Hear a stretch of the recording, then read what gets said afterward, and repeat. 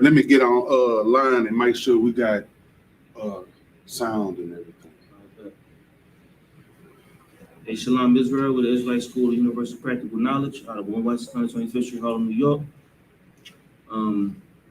We go out on the streets every week, Lord willing, weather permitting, to teach the Black, Hispanics, and Native Americans the truth according to the Bible.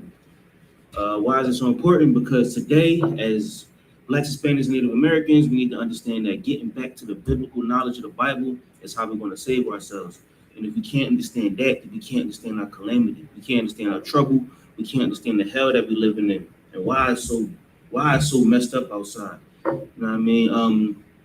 The Bible goes into it a lot, especially with the valley of dry bones with Ezekiel. When Ezekiel asks where does the evil mind come from, Ezekiel asked the angels about the valleys of dry bones, and the solution to the Black and brown problems is to find the Most High.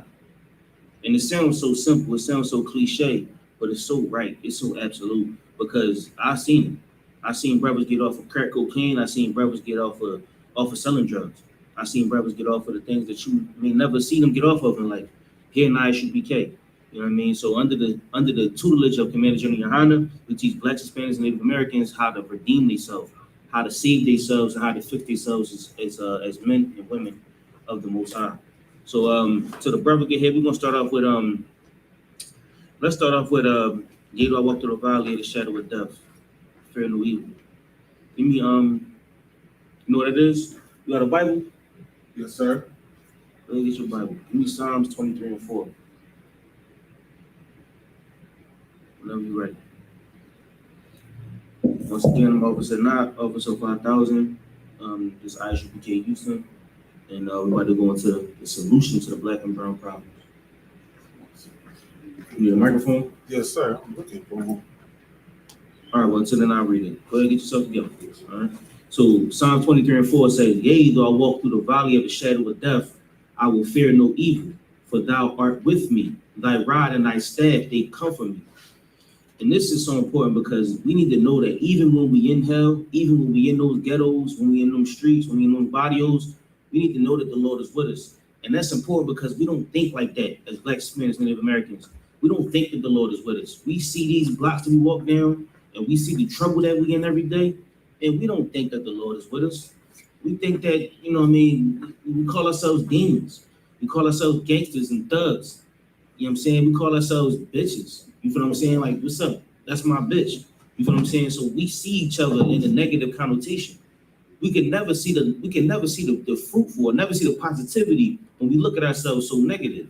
So, you know what I mean, my nigga is my nigga, but he thinks he's a demon. He thinks he's a gangster. He want to shoot the block up and rob everybody. He want to sell all the drugs in Houston, Texas, or Philadelphia, PA. His goal is to destroy his brother. His goal is to destroy his family, even if it's subconsciously. So this scripture is so heavy because even when we're in the valley of the shadow of death, the Lord is with us. And he told us to fear no evils. I get my phone jammed up. Oh, let me get that jump.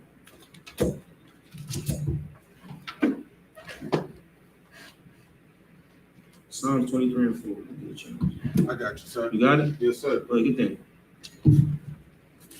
This is the book of Psalms, chapter 23, verse 4. Mm-hmm. Start at verse 2. This is the book of Psalms, chapter 23, verse 2. And once again, why this is so heavy? Because this is how we fix ourselves. This is how we begin to change. Like a true baptism is changing your mind. You know what I'm saying? And the mind is so caught up in Christianity. It's so caught up in the lies. And it's so locked up because the white man is the devil that the Bible speaks of. Right. And all he's going to do is make you believe in the negative things, believe in the wrong things. So changing your mind and getting out of hell begin with breaking those locks, breaking those chains of Christianity, and breaking them things to set you free. You got that scripture? Got you, sir. All right, go ahead. This is the book of Psalms, chapter 23, verse 2. Go ahead. He maketh me lie down in green pastures. Mm-hmm. He leadeth me beside the still waters. Mm-hmm. Matter of fact, start at verse 1, because 1 is the heaviest scripture of the whole John. This is the book of Psalms, chapter 23, verse 1. Mm-hmm. The Lord is my shepherd. The Lord is my shepherd. A shepherd leads the sheep. The sheep is just gullible. A sheep would just go wherever you tell it to go. You feel what I'm saying? But we need a strong shepherd. The Lord is my shepherd. The Lord is going to keep me on the right path, right? As a sheep, as a lamb. Go ahead. I shall not want. I shall not want, because the things I know that he's going to make sure that I'm good. So I don't have to want. I don't have to ask for anything because I know the Most High got me. I'm not going to beg and plead because I know the Lord going to make sure I'm good. Scripture say the bird know where his food come from. The bird don't got to ask for food. You feel what I'm saying? There's much worms out here for the bird to eat. There's more than enough food for me to eat. It's more than enough money to go around. I know if I don't got it, my brothers got it, because the Lord is our shepherd. The Lord is my shepherd. You know what I'm saying? The Most High gonna make sure we good. And that's one thing we need to learn as blacks and Hispanics. We think that salvation is in our money. We think that salvation is in our cars, is in our clothes. You feel what I'm saying? Salvation don't come out your pocket. Salvation got nothing to do with your bank account. The Lord is your salvation. The Lord is our salvation. Right. You feel what I'm saying? That's right. And that's a beautiful thing, because we don't need anything. We survive without it. We're gonna live without it. We're gonna survive without it. Right. Because the Most High is our salvation. That's right. And it's so small, but it's so great. Just to know that the Lord gonna make sure you good. Right. I know the days I be hungry as hell. I be starving. I left my debit. Yo, you ever leave your debit card home? Or Right. leave your credit card home? And you ain't got no money? And you at work and you like, damn, I'm hungry as hell. I'm hungry as hell. And but you learn the Day of Atonement that you're gonna either go through that hunger or the Lord gonna give you something to eat. Right. And 10 times out of 10, whatever happened, you're gonna be all right. That's right. And then even if the Lord, somebody might come to work that day like, yo, I bought some hoagies. What y'all call them? I bought some sandwiches or some finger food for everybody. Right. You know what I'm saying? You're like, damn, Most High Christ. You know what happened today? Yesterday, this devil called my slavery. He complained because we left to go get something and it took us 2 hours to go get it. Well, the spot we was going to was 55 minutes away. Right. So we left, took us 55 minutes to get there and 55 minutes to get back. That's 2 hours. Right. He called my slave and was like, yo, I ain't seen him in 2 hours and and complained. But the dude I was with, the other Edomite, that's who the office called. Right. And they chewed him out. And then when he went back in the building, the board chewed him out. And he was like, damn, I just got jumped. I'm like, by who? He was like, cause they called and said, they ain't seen this in 2 hours and right? So I'm like, damn, that's crazy. So today, that same devil that called on us today, or yesterday, that same devil, he got brake trouble. His car broke down. Right. He couldn't make it into work today. Yeah. So I only had 2 days on this job. Yeah. But when I came back in, it was like, yeah, he ain't gonna be here today because his car broke down. Yeah. I'm like, Most High Christ, because the Lord is my shepherd. That's The right. Lord gonna make sure we good. Yeah. You feel what I'm saying? Like Right. what the Lord want to happen is going to happen. That's right. And I don't gotta want for nothing. You understand what I'm saying? Right. So I can read that one more time. The Lord is my shepherd. Mm-hmm. I shall not want. And I know what I want. I know what I want. But the Lord will make sure that everything is good. That's right. There's no reason to want for nothing. Lock that door for me. You lock that door? I got it. You got the key? Huh. Right here. What's on crazy? 23:1 said, the Lord is my shepherd. I shall not want. But once again, it's such a perfect scripture. Because we don't have to want for anything. You know what I'm saying? The Lord will make sure we're good. But understanding what our problems is, you know what I'm saying, is how we, so like understanding what our problems is how we fix ourselves. You got to understand the problem to understand the solution. Without the problem, without first identifying the problem, you would never identify the solution. Right. You feel what I'm saying? So as men and women, Blacks, Hispanics, Native Americans, we got to understand what the problem is. The problem is that we listen to our oppressor.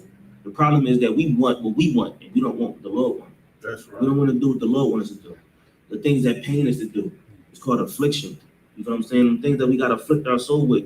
We don't want to do that. You know what I mean? These classes, these camps, you feel what I'm saying? All the teaching that we do this because we want to do it. Because the Most High is going to make sure we straight. That's right. You feel what I'm saying? This is what the Most High wants. So that's what we do. That's right. But we could be home doing whatever. You feel what I'm saying? Right. We could be home with a 2K, you feel what I'm saying? With a 2K controller, or, you know what I mean? Watching whatever's on TV. Right. You feel what I'm saying? But we make sure we sacrifice our life to the Lord because He's going to make sure that all of us are good. That's right. The next brother's life depends on me. That's right. You feel what I'm saying? That's what the Lord wants. So keep going. He maketh me to lie down, verse 2. Mm-hmm.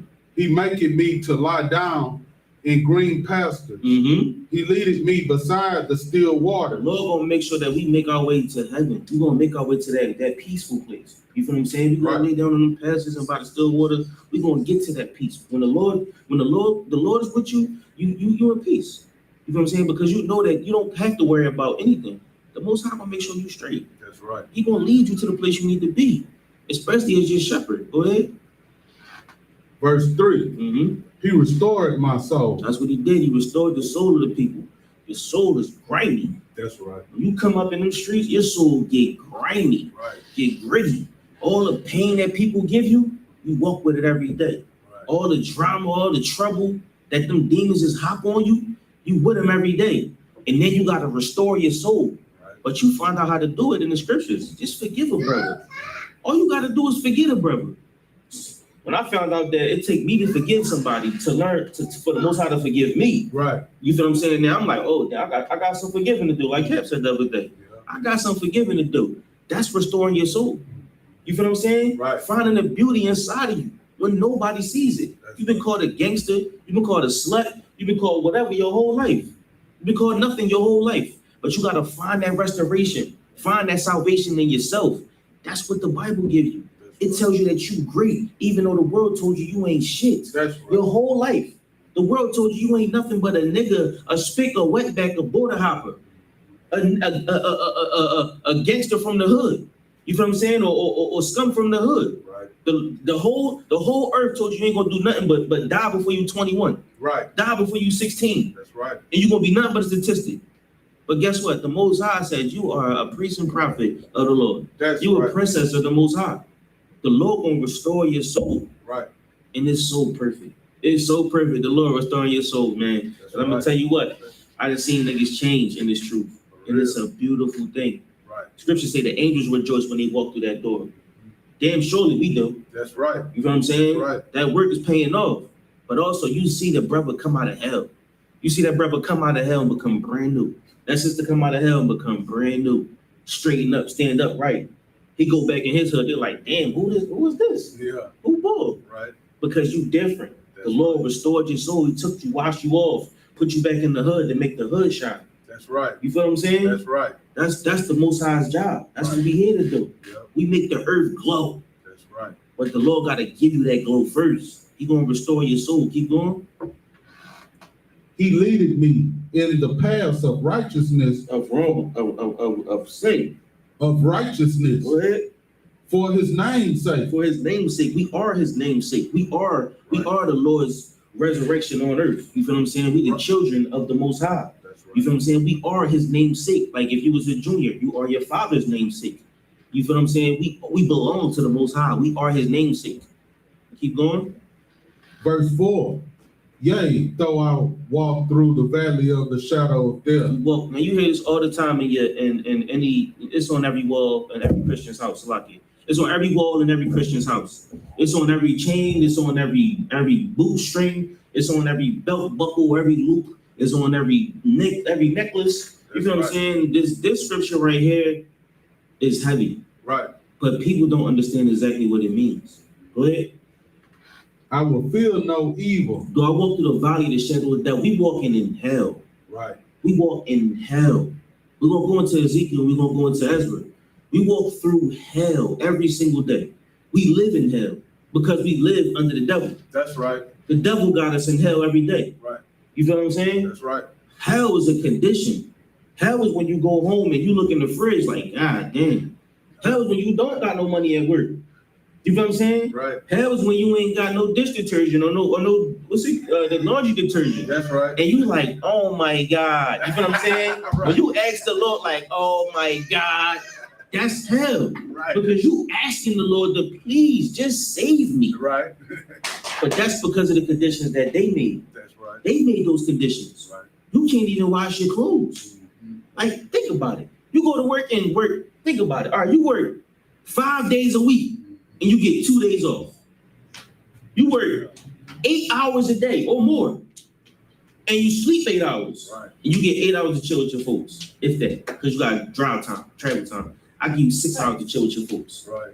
You work 52 weeks of the year, and they give you 1 for vacation. Right. You feel what I'm saying? You work your whole life away, and you might get to retire at 65. That's hell. Yeah. Salakia, we in hell, man. That's right. And we build this country for what? For what? We go to work every day to build up McDonald's and make McDonald's great. We go to work and make sure Subway is a booming business. We go to work and make sure all these companies are booming businesses, and they give us pennies on the dollar. And if I may say, they serve us poison. Absolutely. They shove it down your throat, Right. and they make sure you eat it. That's And if you don't eat it, you're gonna get a bullet. That's right. They make sure you eat the poison. The poison, they make it taste good too. That's right. They make the poison sweet. That's right. You feel what I'm saying? They make it smell sweet, they make it taste sweet, they make it look good, and you just fall into the temptation. That's right. We fall right into it because we living in hell. We walk through the valley of the shadow of death. Death is looming on us, and we in the bowels of death. We in it That's right. every day, and you meant to survive in that. We meant to survive in that hell. Go ahead. I will feel no evil. I ain't gonna fear no evil. I don't fear the devil. I don't fear them demons. Because verse 1 told me the Lord is my shepherd. Right. The Lord is who gonna make sure I'm good. So I wanna be scared, but the scriptures say I shall not want. You feel what I'm saying? Right. We know that we can die here. But dying is the beautiful thing. You feel what I'm saying? The thing that you don't want the most is what's the best for you. We in that valley of that shadow of death every day. We in the pits of hell every day. But the Lord is going to make you good. That's right. That's why you fear no evil. Go ahead. For thou art with The me. Lord is with you, man. Go ahead. Thy rod and thy staff, they comfort me. The staff of correction, that's what comforts me, man. The Most High's correction, the Most High's tutelage. Right. Being in this truth under the men that care about me. That's right. When they check the hell out you, that's because they care about you. Right. Because if they didn't, they would let you walk into a brick wall. They would let you die. They would let you fall off a cliff. But about you, so they check you, they correct you, and they make sure you're doing the right thing. Right. That's love. Right. Love is when a nigga checks the hell out you. Almost make you look at yourself in the mirror. That's right. And you change. Or you fall into that valley of the shadow of death. Right. You know what I mean? Drop that. Give me what we going? We're going to let's go to Ezekiel. Give me Ezekiel 37. Let's go back to Ezekiel. Ezekiel 37, sir. Ezekiel 37 and 1. And 1. Mm-hmm. Got you, sir. This is the book of Ezekiel, chapter 37, verse 1. Mm-hmm. The hand of the Lord was upon me Mm-hmm. and carried me out in the spirit of the Lord Go ahead. and set me down in the midst of the valley, In which was the midst of what? the valley, In the midst of what? the valley. The valley of the shadow of death. Right? So the Lord was with Ezekiel. He picked him up and he carried him to that valley. Go ahead. Which was full of bones. Which was full of bones. Oh, wait. That valley of that shadow of death was full of bones. Right. It's full of the destruction of our people. It's full of the hell of our people. It's full of the murder that we go through. That's right. Crack needles. Like crack pipes and dope needles. Right. Dope bags. You feel what I'm saying? Lighters. It was full of that. That's right. You walking over those things because you see the valley of the shadow of death. Go ahead. Verse 2, Mm-hmm. and caused me to pass by them round about. So when you walk past them round about, so the angel took Ezekiel and dropped him off in the hood somewhere, in the middle of the hood. And he's walking through this valley full of bones and caused him to go through the bones. Go ahead. And behold, there were very many in the open valley. And when he got to that hood, he saw many people. It was a lot of lost souls in this valley. Go ahead. And lo, Lo means to look. Go ahead. they were very dry. They was dry. Those bones was dry. They wasn't quenched. Right. You feel what I'm saying? They didn't have what it takes to survive.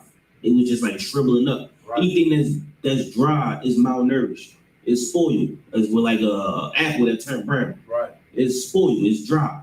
Or any fruit you see that's dry and shriveled up, it's dry. Right. It's spoiled. It's lost out all its riches, all its nutrients. Go ahead. Verse 3, and he said unto me, Son of man, can those bones live? So let me ask you, brother. When you walk through the hood and you see the destruction and the astonishment of our people, do you think that you think it'll ever get better? Con out of one con. Why is that? Because I got better, sir. That's a good man. So that's a good ass answer. And you're absolutely correct. Yes, they can get better because you got better. But that's coming to the truth. Right. If I would have asked you, you say you're a trooper, right? Right, sir. If I would have asked you, let's say 3 months ago, would you have said the same thing? Con out of one con. You would have said, yeah. Con out of one. What does it take for the valley of dry bones to get better? To come into the truth, sir. Now, let's say this was 3 months ago. What would have been your answer? It would have been the same thing. To come into the truth? What about a year ago? Been after the truth for a long time. Most time crazy. That's the brother that the Lord called you as a priesthood. Right. The Lord got your soul. You know what I'm saying? That's what's up. Most time crazy.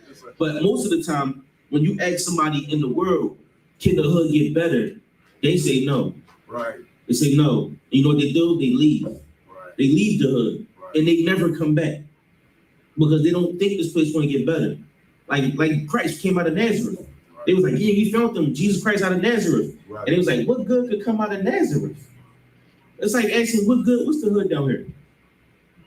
What's the hood? What's the hood? What, Third Ward, Fifth Ward? Southern side, South Park. So, yeah, that's Third like Ward. what? That's like saying what? Like yeah, we felt the next best thing walking on 2 feet. He come out of Sunnyside, Right. and like Sunnyside, nigga, you crazy. He might come out of one of the affluent neighborhoods. Yeah. He might have went to one of the good schools, and you mean he might have been brought up by a good family, but not somebody out the hood. Biggie not the next Jesus Christ. Right. You know what I'm saying? Right. It won't work.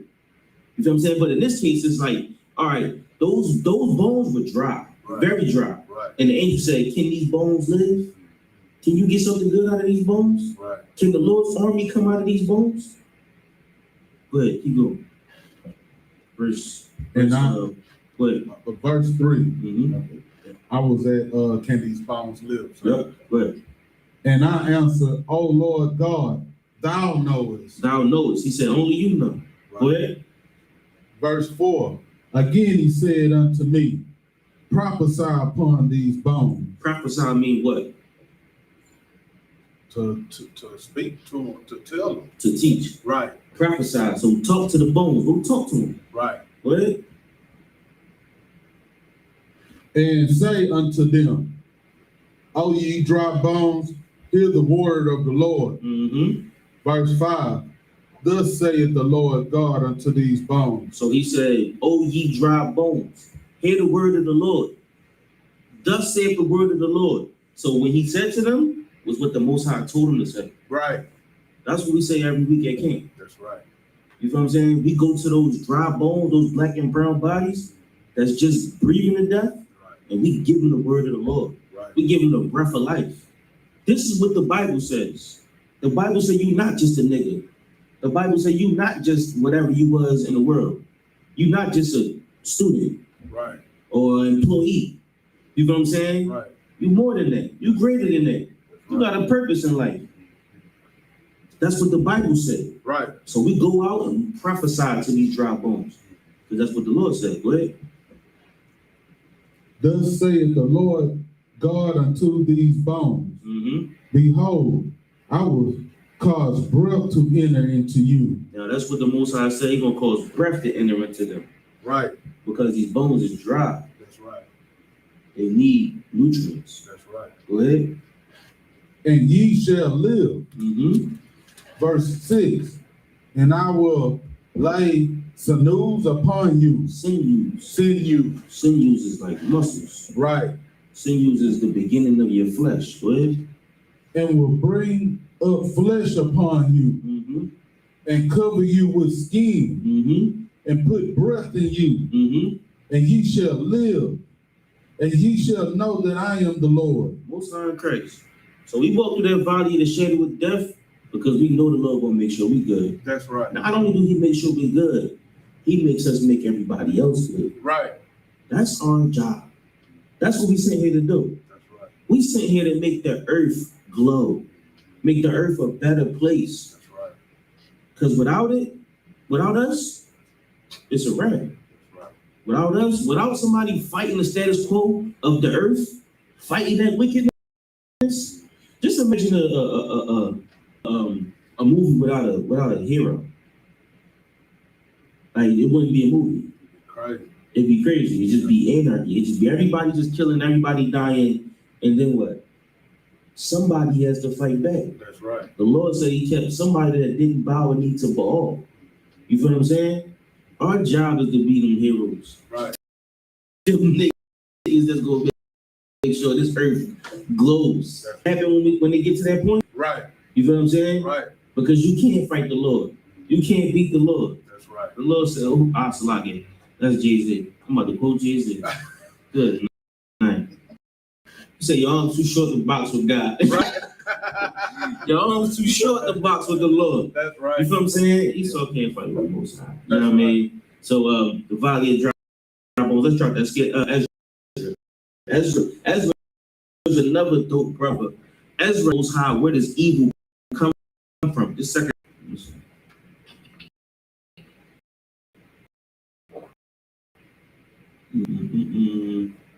And Ezra chapter 3. It's like chapter 6. In the Apocrypha stuff? Yeah, it's in the Apocrypha. Give me 1 second.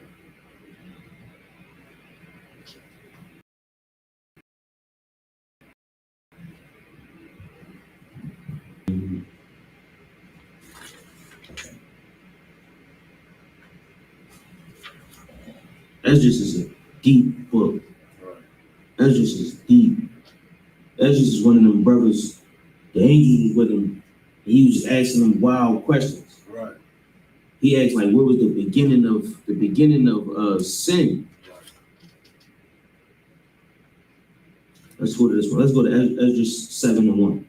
7:1. Yeah. Gotcha.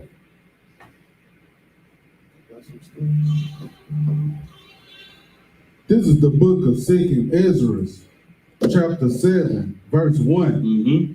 And when I had made an end of speaking these words, there was sent unto me the angel which had been sent unto me the nights before. Verse 2. And he said unto me, Up, Ezra, and hear the words that I am come to tell thee. Verse 3. And I said, Speak on, my God. Then said he unto me, The sea is set in a wide place, that it may be deep and great. Good. Verse 4. But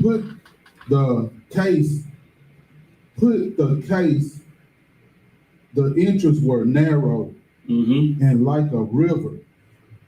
Verse 5. Who then could go into the sea to look upon it and to rule it? So, like, give me Ezra chapter 4. 4. Let's start at verse chapter 4. This is heavy too, but this ain't what I wanted. But let's go to Ezra chapter 4. Hold on, let me go back. It might be in. I got that one highlighted. You got Ezra 4 highlighted? No, that one you was just reading. Yeah. So, What's on crazy? All right, let's start. This is heavy, man. Oh, when you get the time, just read 2nd Ezra. right, sir. Like, read it like a book. Gotcha, sir. When you get the chance. So let's just start at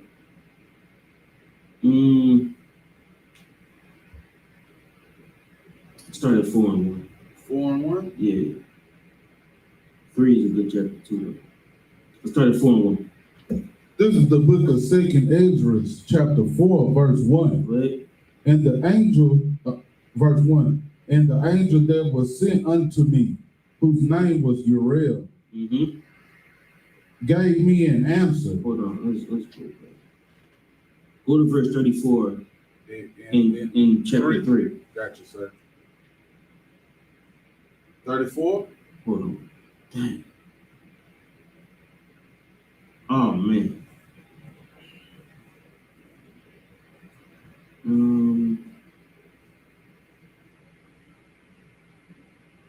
Hold on, give me a second. Yes, sir.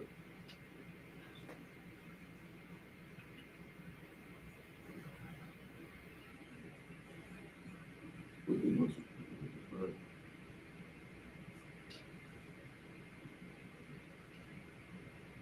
right. Start at verse 21 21. in chapter 3. Gotcha, sir. We're gonna read a chunk of this, a nice little chunk of this. Gotcha.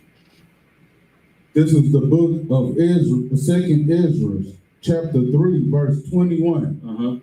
For the first Adam, bearing a wicked heart, transgressed and was overcome. And so be all they that are. Start from the top again. From 21? Yeah, from verse 21. For the first Adam, bearing a wicked heart, transgressed and was overcome. And so be all they that are born of him. Meaning what? That we all gonna sin the first time. Give me more. What it sound like you saying to me, sir? Yeah. Break it down. Well, Adam, he transgressed by eating of the fruit, and he like followed his wife. Okay, there was really no fruit, but I get what you're saying. Yeah, I get what you're saying. Yes, sir. But what I learned is that Adam is Christ. Slow down. All right, sir. Slow down. You know what I'm saying? Just think of Adam as himself. Got you, sir. So, right? So, okay, you might need that because it says the first Adam. Right. Right? Right. But let's just think of Adam. Adam buried a wicked heart. What's a wicked heart? A wicked heart? Yeah. A lustful heart. Okay, so in the scriptures, when you read heart in the scriptures, heart is always your mind. Right, sir. Right? Right. So Adam was duped into believing something. Right. Right? Right. That he thought was true. Right. He was tricked by the devil, by Satan. Right. Right? The deceiver or the liar. Right. So that deceiver tricked him, came through his wife. Right? So it made him bear a wicked heart and he transgressed. Meaning what? Meaning that he didn't listen to the Most High God. He went against the Most High God word. I'll take it. Commandments. He sinned. Right. He transgressed. He broke the law. Right. Absolutely. All right. And he was overcome. Right. Right. So when he was overcome, that's when the Most High came down and was like, yo, Adam, where are you? Right. And he was hiding. Right. And then the Most High was like, all right, bet. Now that you did that, your days is numbered. She gonna bear children. You know what I'm saying? And he was overcome. Right. He passed away. You know what I'm saying? And that was that. Right. Great man, because we talk about him today, but that was that. Yeah. You know what I'm saying? He was only known for being Adam. He wasn't known for being who he could have been. Right. Right? That's right. Go ahead. Verse 22. Thus infirmity was made permanent. So now the trouble or the hellfire was made permanent. Right. So now he made trouble and sin permanent. Go ahead. And the So law. if I could, one man and one woman did one wrong thing. Right. And we paying for it today. Right. You know what I'm saying? Right. So many good things have happened since then, but that don't matter. What? And sir, like when we do that, we do the same thing, sir. What you mean? When we be transgressing ourselves, we keep like making bad things happen. All right, think about it like this. You make a bad decision, your children pay for it. Right. That's what I'm saying. You know what I'm saying? Sir. Because if you go kill somebody, you go to jail, and your children grow without a father. That's right. And then that's intergenerational trauma. Right. Now the next 2 or 3 generations is destroyed because they didn't have a father. Right. So your choices you make today absolutely affect the next generation. That's right. And it's made permanent. Got you. So now, like I was looking for my great grandfather, I can't find him. I don't know who he is. And I met somebody else with my same last name today, right? He don't know his grandfather. Right. So it's like, goddamn, I know you related to me. Right. Whatever he did, he destroyed us. Right. You know what I'm saying? Right. So now Adam made that sin permanent, or that transgression permanent. Right. Right? Right. And the law also in the heart of the people with the malignity of the root, so that the good departed away. So the what? The good departed away, and the evil abode still. verse 23. Now, mind you, this is a conversation between the angel and the brother Ezra. Right. So now he like the first Adam sinned, and he made evil or slack, and he made sin permanent. Right. And the evil stayed. Right. And the good went away. Right. So now we got to deal with the evil. That's right. Go ahead. Verse 23. So the times passed away, and the years were brought to an end. Then didst thou raise up, thee up a servant called David. Go ahead. 24. Whom thou commandest to build a city unto thy name, and to offer incense and oblations unto thee therein. So he's incense. Most I say in Revelations that when the incense go up, our prayers go up in the incense. Right. Right. That's why we send these incense up, because when we send the incense up, the smoke take the prayers in the sky. Right. And the right. Lord grab our prayers in the smoke. You feel what I'm saying? Right. So the incense is he burning the incense for the Lord. Right? Right. So he said the incense and the oblations, you feel what I'm saying? The prayers and the incense is going up. David came to make those go up. Right. He built Israel. Right. He birthed the man to rebuild Israel. Right. He said he couldn't do it because his hands were too bloody. Left it to his son. His son was a great man. You feel what I'm saying? Go ahead. Verse 25. When this was done many years, then they that inhabited the city forsook thee. So they forsook the oblations. They forsook the incense. He built a great city, and then they just said, "The hell with that city." Right. So now Adam had the good, or Adam had something good, and he fucked it up. So like for my language. Then Israel had something good, and they fucked it up. So like for my language. Right. Right. You feel what I'm saying? Right. But Verse 26. And in all things did even as Adam and all his generations had done. For they also had a wicked heart. Good. Verse 27. And so thou givest thy city over into the hands of thine enemies. Good. Verse 28. And their deeds then any better than inhabited Babylon. Read that again. And their deeds then any better that inhabit Babylon, that they should therefore have the dominion over Zion. So he's asking the Lord, like, so now the city went to the heathens, Right. but they didn't do anything good. Right. Right. So everybody's doing wicked. Right. But the people that did nothing good now have dominion over Israel. Right. That's the question. Go ahead. 29. For when I came thither and had seen impieties, impieties without number. Salakia. Yo, the AC on? Is Smokey Robinson in this joint. It's blazing hip hop and R&B. Salakia. You got it. Continue, sir. Yeah, go ahead. You got it. Salakia. Oh, all right. So you saw impieties without number, or sin without number. Right. You know what I'm saying? It's just a whole lot of sinning. And so now he look around the city and he like, it's just so much sin. You can't even number how much people. First it was just Adam. Right. All right, then it was just a city. Right. And there was so much sin. Right. Right. That's what just asking the angel. Go ahead. Then my soul saw many evildoers in this 13th year, so that my heart failed me. So now his heart's failing him. You know what I'm saying? His mind failing him. He can't even put it together in his mind. Right. Go ahead. Verse 30. For I have seen how thou sufferest them sinning, and hast spared wicked doers, and has destroyed thy people, and has preserved thine enemies, Right. and has not signified it. So now he like, I seen the things that you've done for the people that did wrong. Right. I seen the things that you've done for people that do good. Right. So now why you letting these evildoers go free? Right. Why you letting them go? He's going to get to the question, but go ahead. 31.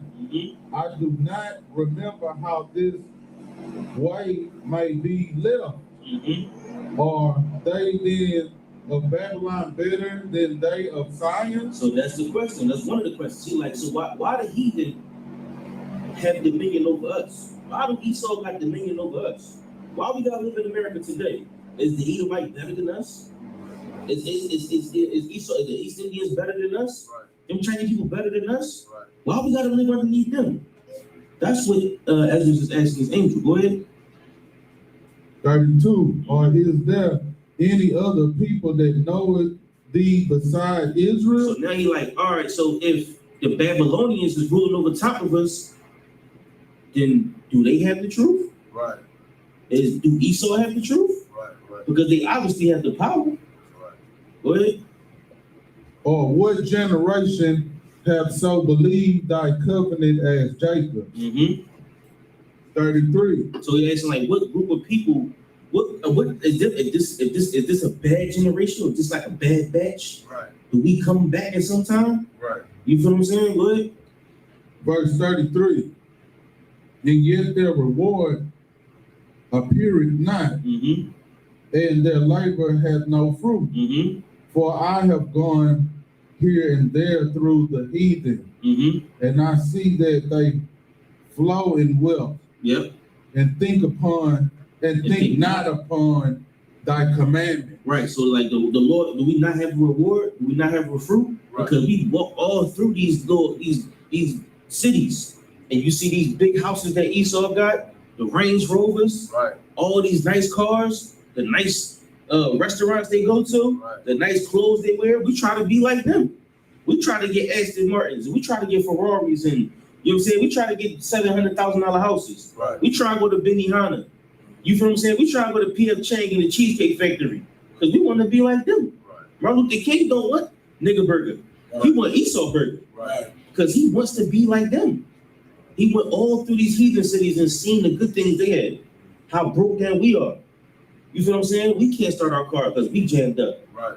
So you know what? My car messed up. I want that type of car. Right. You feel what I'm saying? My tires messed up. I can't have these bad tires. I want those type of tires. You feel what I'm saying? Look at my clothes. I need those type. I need that watch. Right. I need to be on that plane. I need to be in that country. Because now we see the heathen. It's in our face now. We got iPhones. Right. It's right here. Right. Once you do this, you seeing it all in your face. It's all in your face right now. And it's making you want or lust what they have. Right? But 34. Weigh thou therefore our wickedness. say what? Read that again. Weigh thou therefore our wickedness now in the balance. So now he's like, is it a way to judge who's better or who's worse? Right. Can you put our wickedness to theirs? Right. They can't sin. But we can. So who's more wicked? Keep going. And there's also that dwell the world, and so shall thy name nowhere be found but in Israel. What? 35. Or when was it that they which dwell upon the earth have not sinned in thy sight? So they like, when did the heathen not sin? Like what Ezra is asking is, why the hood so bad? Why are we so messed up? Why are we so jammed up in these hoods? Why we gotta work every day? Right. You know what I'm saying? Right. Why we gotta go to sleep so late, wake up so early? We on them highways falling asleep. Why are kids in these situations they in? They listen to drill music, go blow somebody's head off. Right. You feel what I'm saying? Why is there so much wickedness in these cities? That's what is asking. Where does it all? And they gave it to you. Go ahead. Good. Or what people have so kept thy commandments? Right. So if we kept the commandments, if we the Israelites, but we didn't keep the commandments, is there another group of people that did keep the commandments? Is it somebody that do live good? Is it the heathen? Yeah. If they living so good, then they must have did something right. Right. What did we do wrong? You know what I'm saying? Or do we not have the truth? Keep going. Verse 4 in chapter 4. 36. All right, go. 36. Thou shalt find that Israel by name hath kept thy precept, but not the heathen. Go ahead. chapter 4, verse 1. And the angel that was sent unto me, whose name was Uriel, gave me an answer. So we might have missed it in verse 3, but he asked, where do the wicked heart come from? Right. Where is the beginning of sin? You know what I mean? Like why did sin come upon this world? What makes this city so bad? What makes this town so bad? He's asking, where's the beginning of wickedness? And so an angel came to him and answered the question. Or did he? Go ahead. Verse 2, and said, thy heart has gone too far in this world. He said, your mind is too far in the world. You ain't thinking about this truth. You ain't thinking about doing what you got to do. You thinking about everything else outside these doors. You worry about the white man. You worry about what kind of clothes you got. You worry about what you eat tonight. You worry about what watch on your wrist. You worry about what's on your feet. How much some Jordans cost. I'm chain on your neck. You feel what I'm saying? You worry about all of that. Right. Your mind going too far in the world. You thinking about bills and rent. You thinking about what you eat tonight. Yeah, I hear you. But your mind way too far in the world. You got what you need to survive. Right. Keep going. And thinkest thou to comprehend the way of the Most High? So Uriel, you think you know what the Lord thinking. You think because you seen all of them flossing, because the heathen got it and you don't. You think you can think like the Most High. Now he about to fuck him up. Right. Go ahead. He about to body Ezra. Go ahead. Verse 3, then said I, yea, my Lord. He said, yea, my Lord. You think you can comprehend what the Most High thinking? Yea, my Lord. Yeah, that's what I'm saying to you. Go ahead. And he answered me and said, I am sent to show thee 3 ways. Now, the word angel in the Bible, the word angel in Hebrew is malakia. The word messenger in Hebrew is malaakia. Right. Right?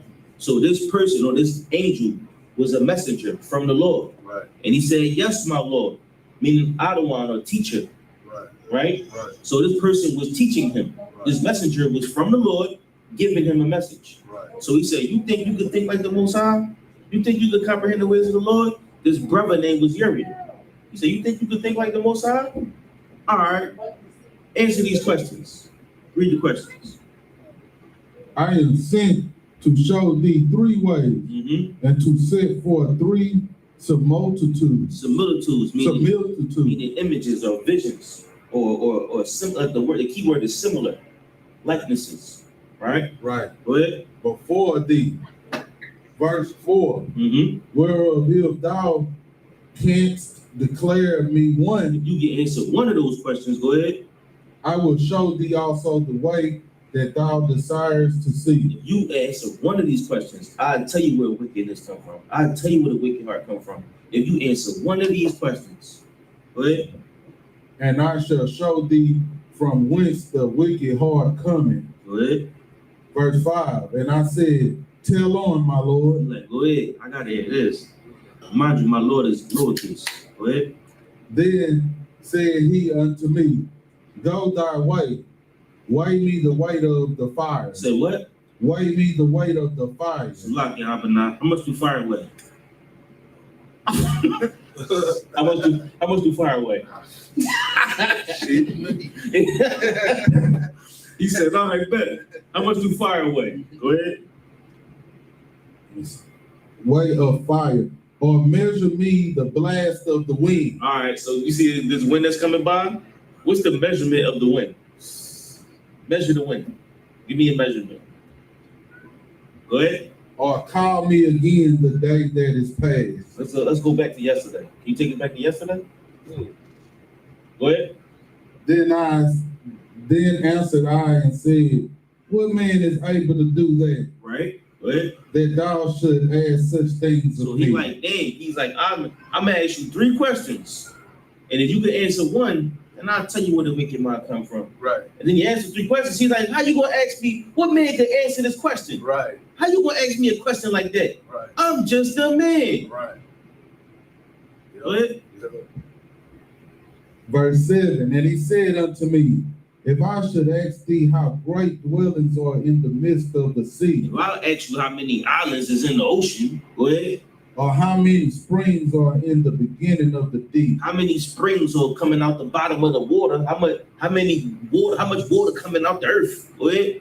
or how many springs are above the firmament, Or how much cloud is in the sky? Right? Right. Go ahead. or which are the outgoings of paradise, Or how far is the sky? He's like, if I'd ask you how many islands is in the ocean, or how many springs is under the ocean, or how big is the sky, or how many clouds is in the sky, go ahead. Verse 8, pre-adventure thou wouldest say Peradventure unto me, meaning before. Go ahead. thou wouldest say unto me, I never went down into the deep, Mm-hmm. nor as yet into hell, Hell meaning underground. Go ahead.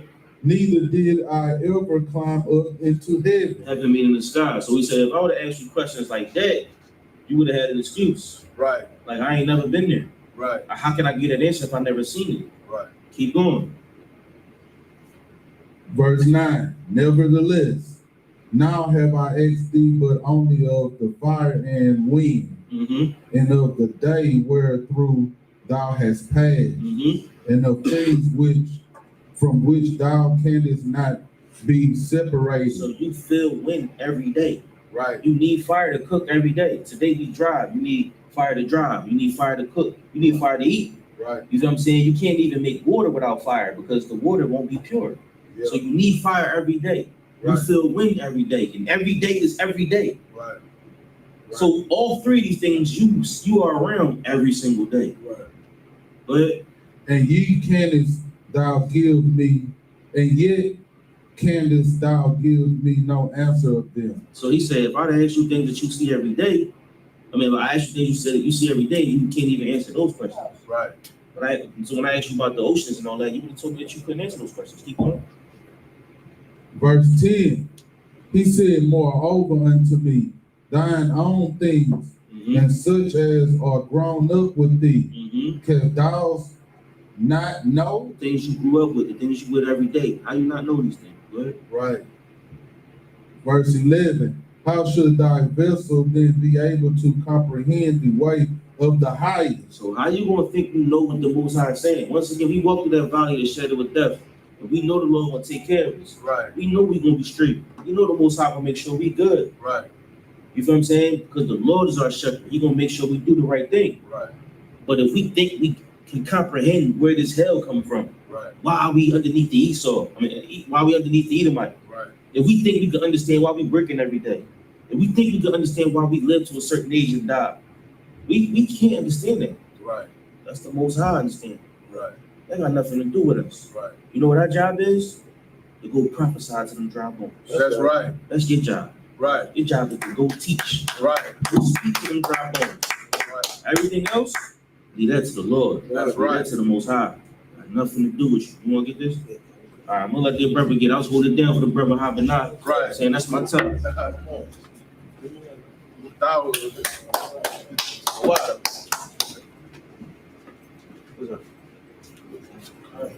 I don't know how can I come behind that. You know what I'm saying? Crazy. right. Get that powerful piece. I'll knock the hand holding it down for me. You know what I'm saying? Crazy, man. I really don't know how I'm gonna follow that, but I'm gonna try. You know, that was real heavy. Right. Just to piggyback, you know, on what the brother was saying is, you know, the things that we need to focus on are the things that's right in front of us, Right. instead of the things that, you know, we need the things that we need to focus on are not the things the Lord is gonna handle.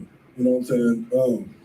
Just like dealing with our enemies, the Most High say vengeance is His, so we don't need to focus on that. Right. The things we need to focus on is right in our face, right in our community.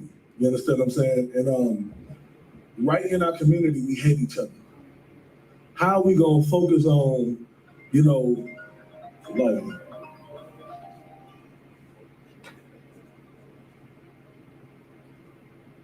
how we gonna focus on, you know, trying to do things that we have no understanding of, but we can't even focus on loving our brother, Right. loving our sister. You know what I'm saying? Loving each other, trying to, you know, better our community, better the people that we see every day instead of hating them. That's right. You understand? The same people we see every day in our community struggling and going to work, coming home, barely living paycheck to paycheck. Right. It's like we walk past them every single day without a single care. Right. You understand what I'm saying? But we focusing on things that the Most High got under control. That's the problem with us. We trying to do too much when the things that we need to go hard on is right in our face every day. That's right. You understand? Right. The I.S.U.P.K under Commander General YAHANNA prevents black on black crime with brotherhood, man. That's right. That's how we are gonna survive in black and brown community. That's how we're gonna thrive. You understand what I'm saying? The I.S.U.P.K under Commander. Give me Matthew chapter 22, verse 36. Because we need to understand how important brotherhood is. Con, I don't want to come. This is the book of Matthew, chapter 22, verse 6. Mm-hmm. And the remnant took his servant. 22, verse 36. Oh, 36, sorry. That's like it. So good. This is the book of Matthew, chapter 22, verse 36. Mm-hmm. Master, which is the greatest commandment? Which is the great commandment in the law? You see how he say, which is the great commandment in the law? So that's another thing too. We don't understand the Bible. We think that like as people coming out the world or people in the world, we think it's only the 10 Commandments. That's all we think of. When we think about law, we think about the 10 Commandments. But there's so many more laws, statutes, commandments in the Bible that we don't even fathom. Right. You understand? And this scripture says, Master, which is the great commandment in the law? Go ahead.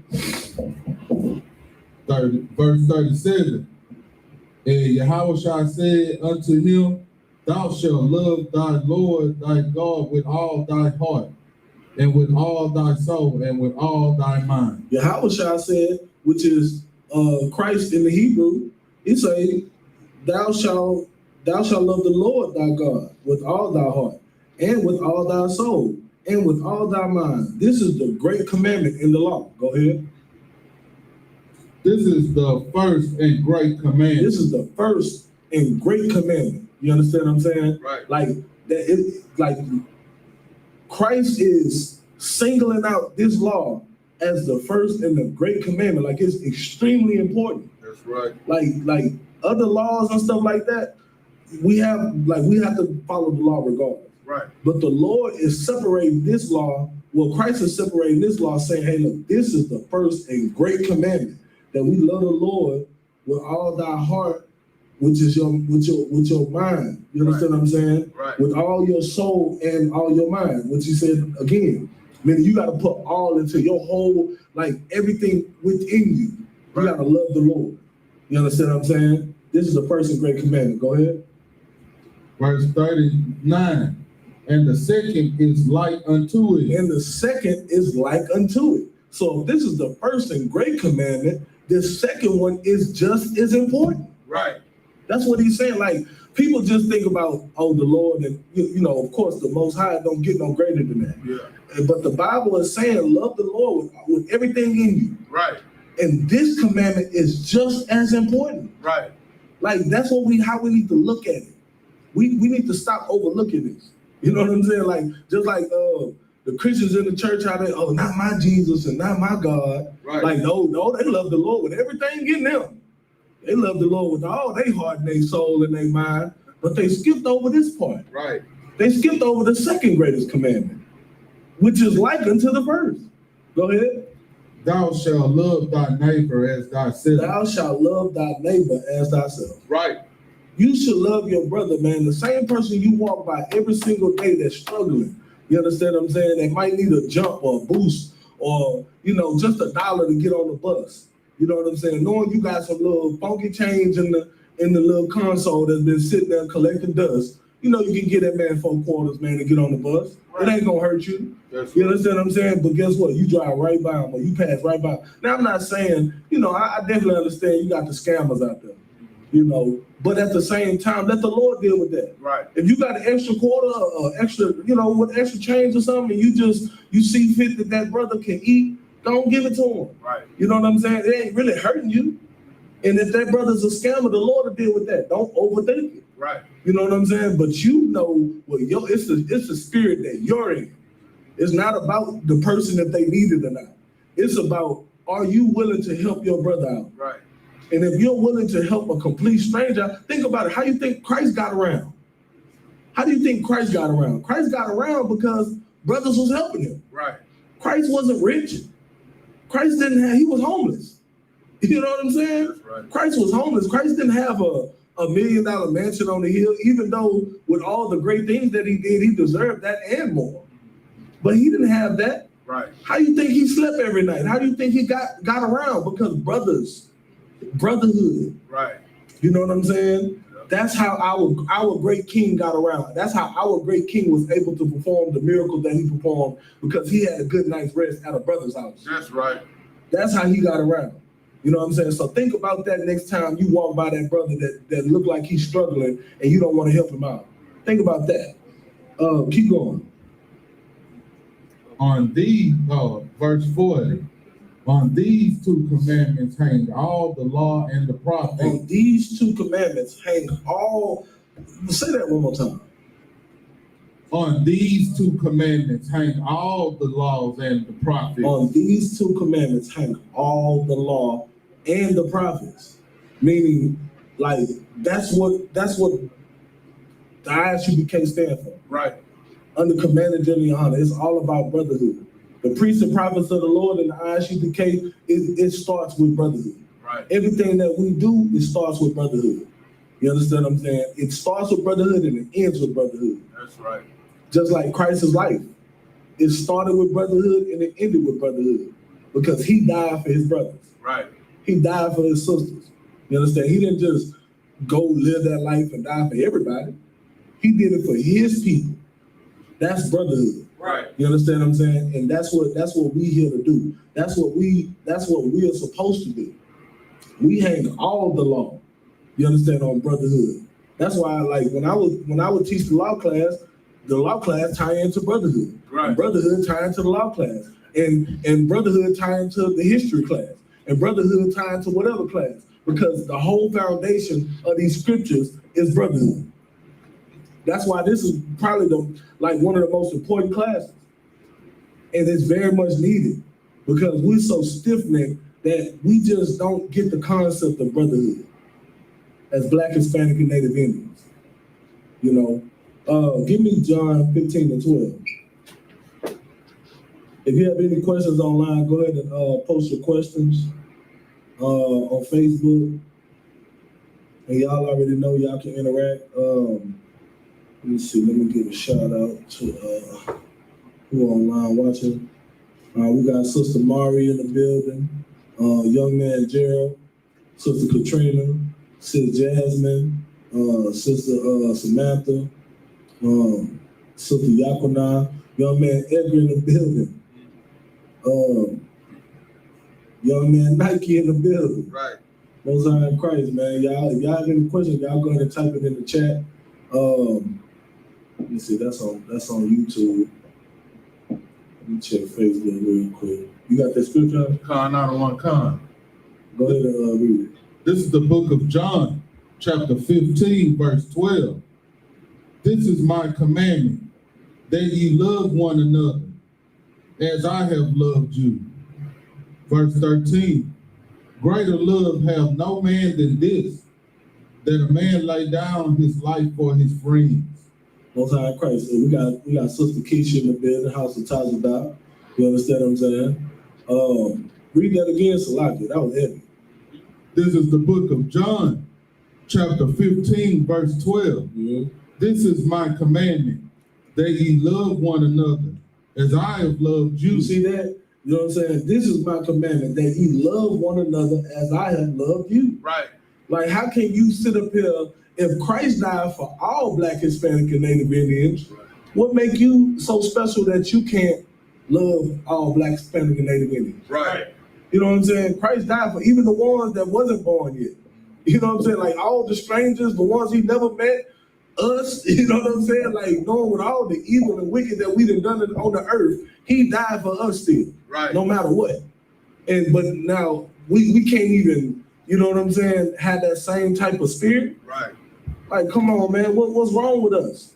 Like he gave us the blueprint.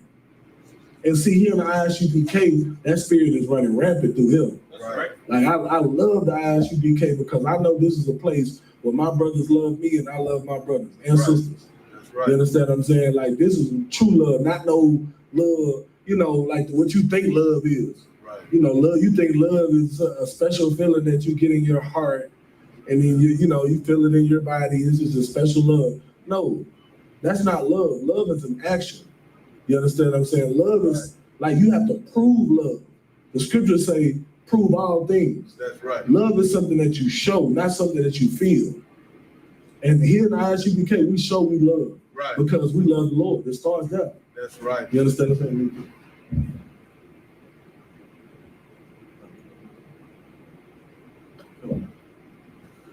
You know, it starts with, showing that through action. Right. And that's, hey, you need some, brother, I got you. Hey, since you need something, I got you. Hey, call this number. Hey, you need this taken care of, I got you, sis. No sweat. You understand what I'm saying? That's real love. Right. Dying for your brothers and dying for your sisters and living for your brothers and living for your sisters. That's true love. Right. You understand what I'm saying? Keep going. Verse 13, greater love hath no man than this, that a man lay down his life for his friend. Greater love had no man than this, that a man lay down his life for his friends. You don't get no greater love than that. Right. You understand what I'm saying? Like dying for your brothers and your sisters, that's the greatest thing you can ever do. That's No, right. like when you think about your life, like I'm 35, I feel like I got a lot of stuff to accomplish. Right. Like I don't want to die, Right. but if it came down to, saving my brother's or sister life, that's what I'm gonna have to do. Right. That's what I'm gonna do. Like even Christ wept about it. You know what I'm saying? Like it ain't like he just got up there just wanted to die. Right. Like he didn't really want to die. He knew that was something he had to do though. That's right. And he did it because he loved his brothers and sisters. Right. You know what I'm saying? That was something and that's what we gotta have the spirit of. We can't, death is, not something that nobody want to go through, but at the same time, when your love surpasses, when you have the spirit of Christ on you, you'll do that for your brothers and sisters. That's the greatest love that you can ever show. Right. You understand what I'm saying? Keep going. Verse 14, ye are my friends, if you do whatsoever I command you. Verse 15, henceforth I call you not servant, for the servant knoweth not what his Lord doeth. But I have called you friends, for all things that I have heard of my Father I have made known unto you.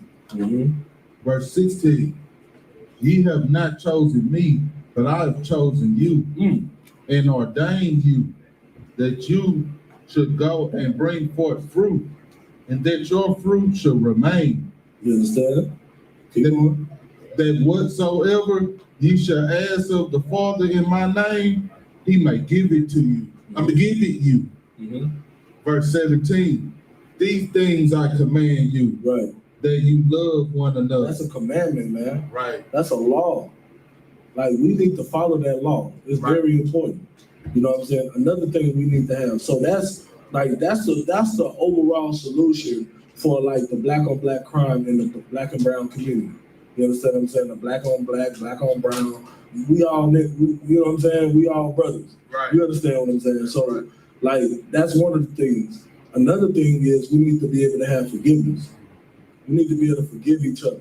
Now, obviously, there's limits. There are certain things that happen within the black and brown community that, is very sensitive. It's a very sensitive matter that things that happen in the black and brown community, just like any other community. And a lot of things get swept under the rug. Right. But one thing we need to have is forgiveness. And forgiveness isn't, if somebody wronged you a certain way, you gotta deal with that person. You gotta just suck it up and talk to that person and be all hee hee ha ha. That's not forgiveness. Right. Forgiveness is not causing harm to that person. Right. And letting the Lord deal with it. Forgiveness is, hey, you know what? I ain't no sweat. I'm gonna forgive you because I know the things that I did. It may not have been as grotesque as you, but I want the Lord to forgive me for whatever I did. So I'm gonna go ahead and forgive you, but I ain't gonna ever say nothing to you in my life. Right. I'm just gonna forget you exist. Right. And I'm gonna let the Lord take care of you. You understand what I'm saying? That's forgiveness. And we need that. We need that in the black and brown community, because that's our problem. Like, we hold on to grudges forever. Right. You know what I'm saying? Like we like elephants when it comes to grudges.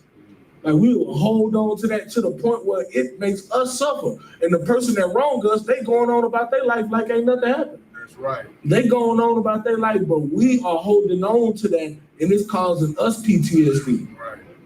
We have to let go of that. Right. We have to, learn not to hold grudges and forgive for our sakes. It ain't even about the person. It's about us, because we holding on, the burden is on it. It's like baggage. Once you forgive that person, you're like, you know what, I ain't gonna deal with that person. I done let it go. Now that baggage is off you. Now you can start to live life a little better. You can let go of that PTSD, that trauma. Right. You know what I'm saying? That's what we need to do in the black community. And then some things are very small, on a smaller scale. Forgive your brother, man. He stepped on your teeth. I know you just got them J's.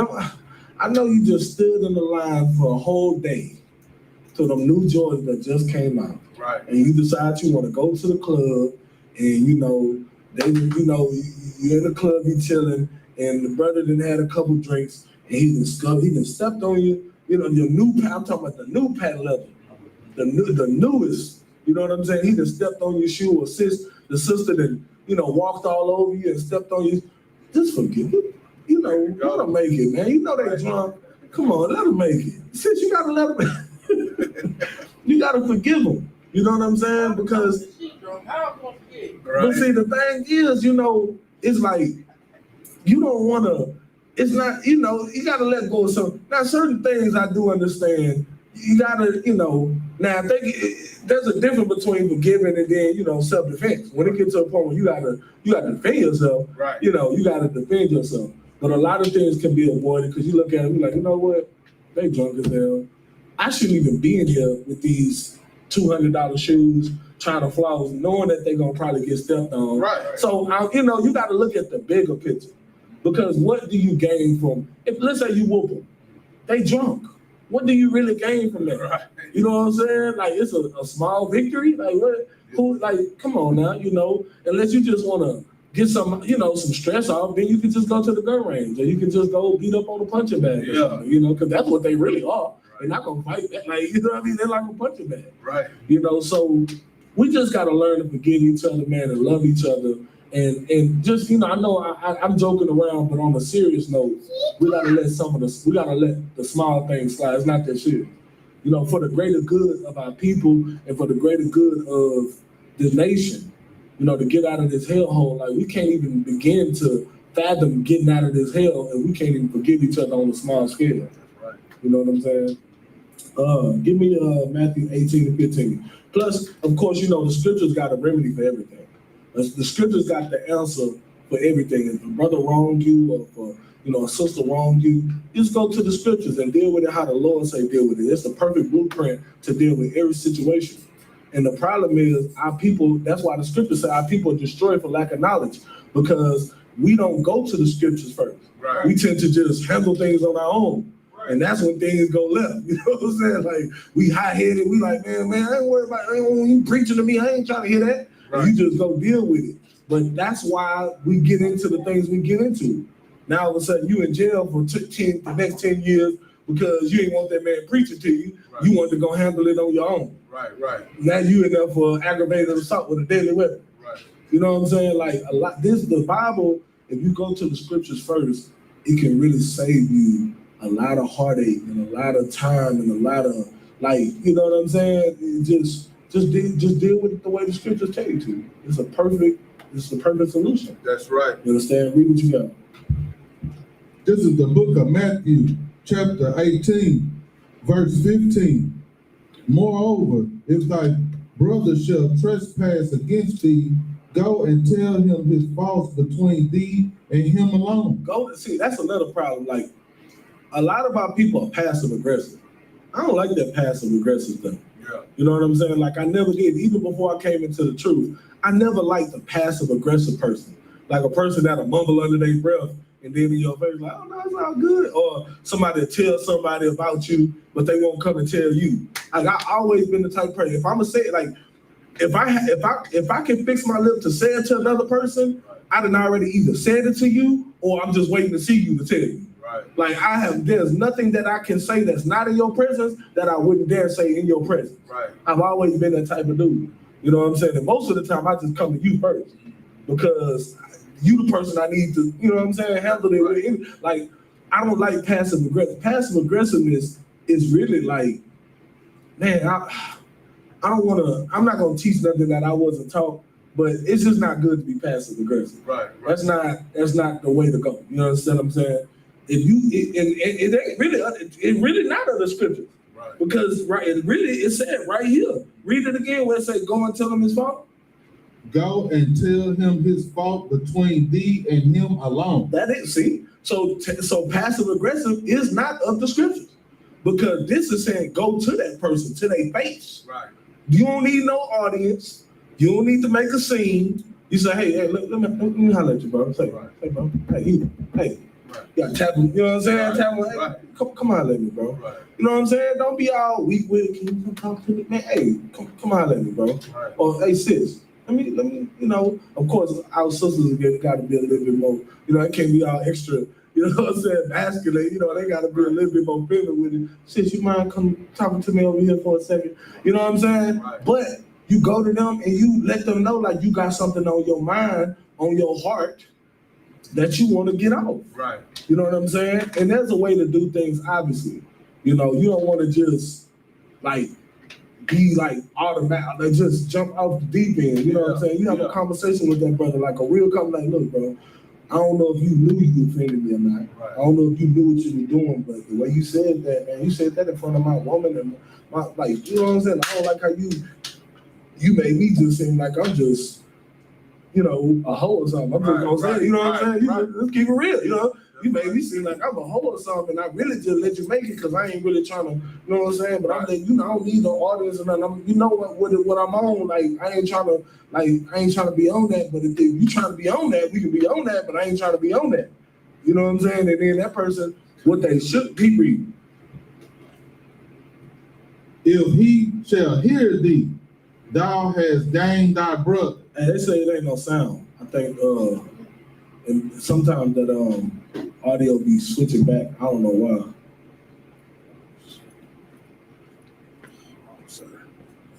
Terror destroyer. What's going on?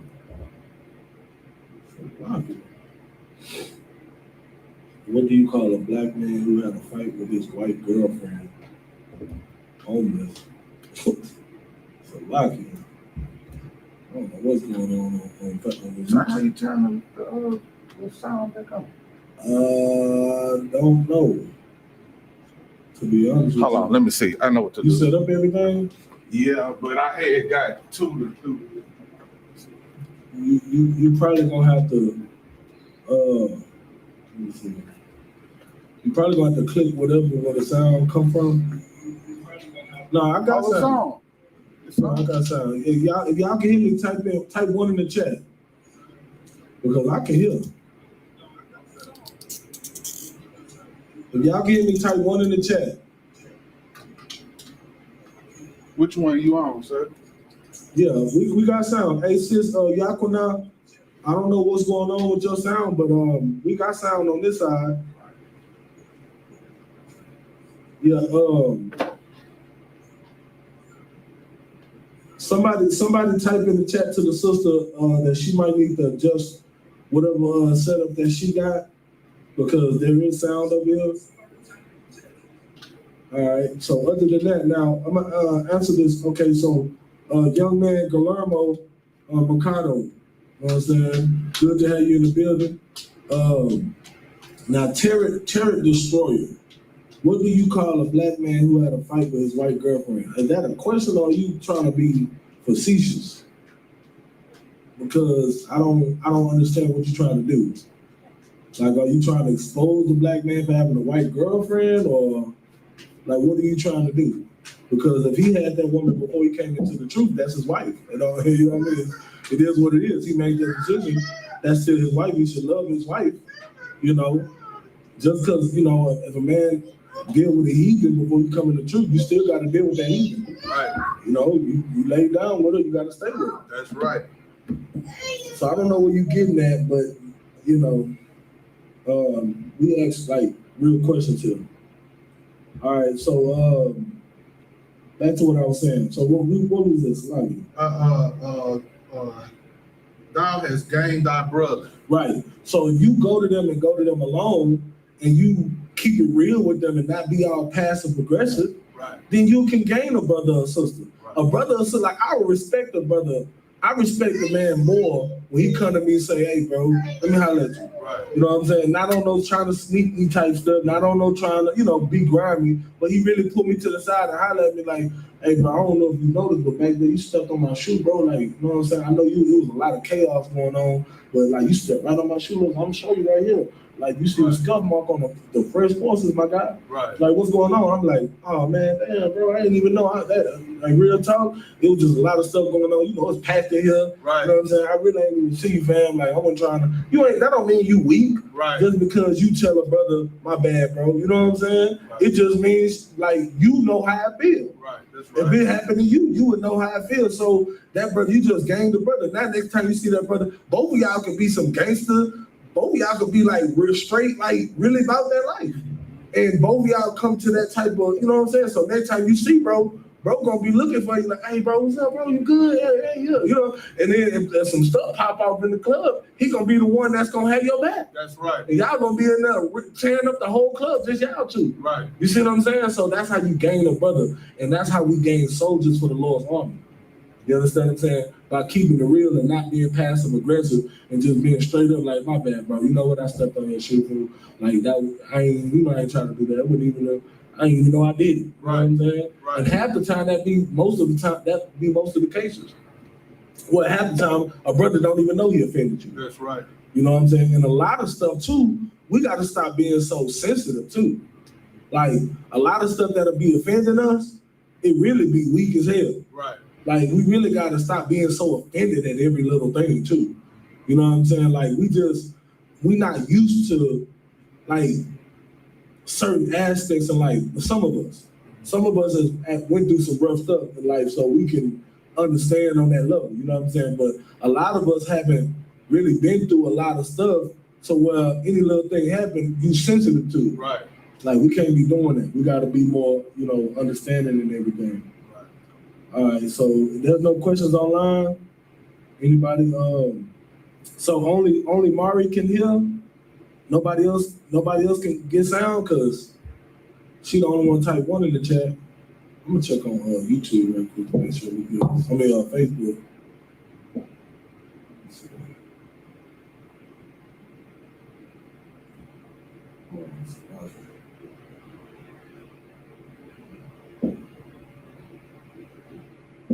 Let's see. Yeah, we got sound on Facebook too. Yeah. We got sound. I don't know what's going on, but we got sound. All right, no sweat. So keep reading.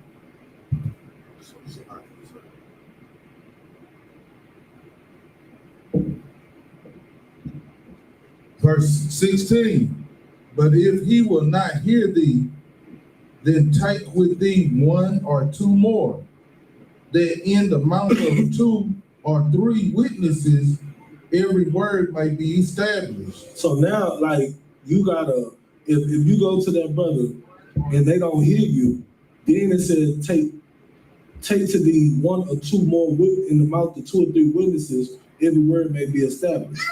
Keep going. 17. And if he shall neglect to hear them, tell it unto the church. But if Now, I said, now, if he still neglect them, so now you got like 3 more people around saying, like, yeah, bro, you did stuff on bro's shoes. I seen it, I ain't gonna lie, you was kind of moving a little wonky, like you accidentally stepped on shoes. And then if he still don't want to hear it, now it says take it to the church. So now it's like you taking it to a whole different level. Right. You know what I'm saying? And then if they don't want to hear you, then keep going. But if he neglect to hear the church, let him be unto thee as a heathen man and a publican. Meaning you just gotta put him from out of your prayer. Like he did treat him like a heathen. Right. Treat him like you would, do a heathen publican. You already know, like, you know what I'm saying? Like it's self-explanatory at that point. Right. Like, oh, okay, I know how to handle you. Yeah. You know what I'm saying? Like now the same mercy that I would have on my brother, like you had that same mercy on Right. me. You know what I'm saying? And obviously if he's in the truth or he's, then he would get put out of school. Right. You know what I'm saying? Because we would go through the process of going to the council with the camp leader. He ain't trying to hear it. Then you take it to the generals. He ain't trying to hear the generals. You out of there. Right. You know what I'm saying? All right. So give me Ephesians 4:31. Now we still on forgiveness.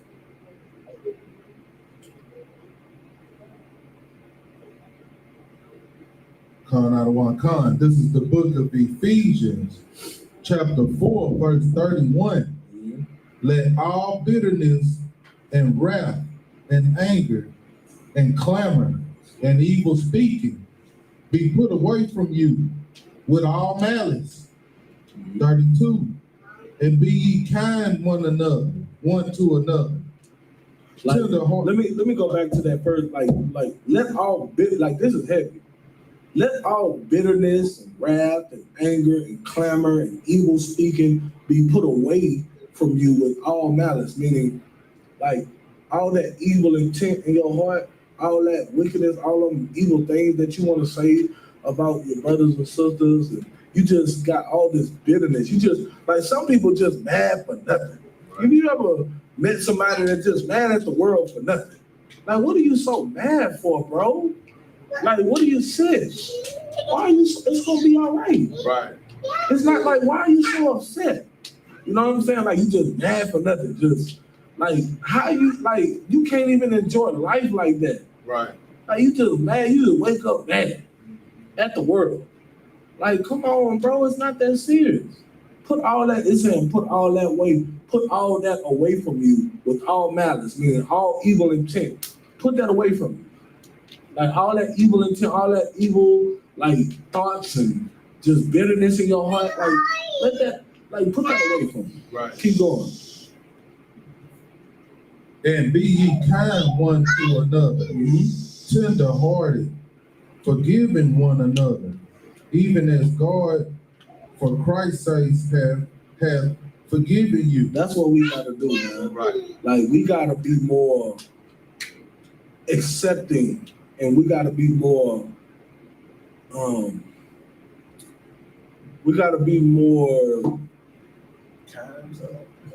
tender-hearted and kind, but what's the word I'm looking for? More prone to forgiving. Like, we gotta be more be more merciful. Merciful, just like how the Most High forgive us. Right. You know what I'm saying? Right. Get Colossians 3:12. I'm just going over little, precepts about forgiveness, and these are the things that we have to embed in us. 4:31. Ephesians. Also like it. Colossians 3:12. This is con out of one con. This is the book of Colossians, chapter 3, verse 12.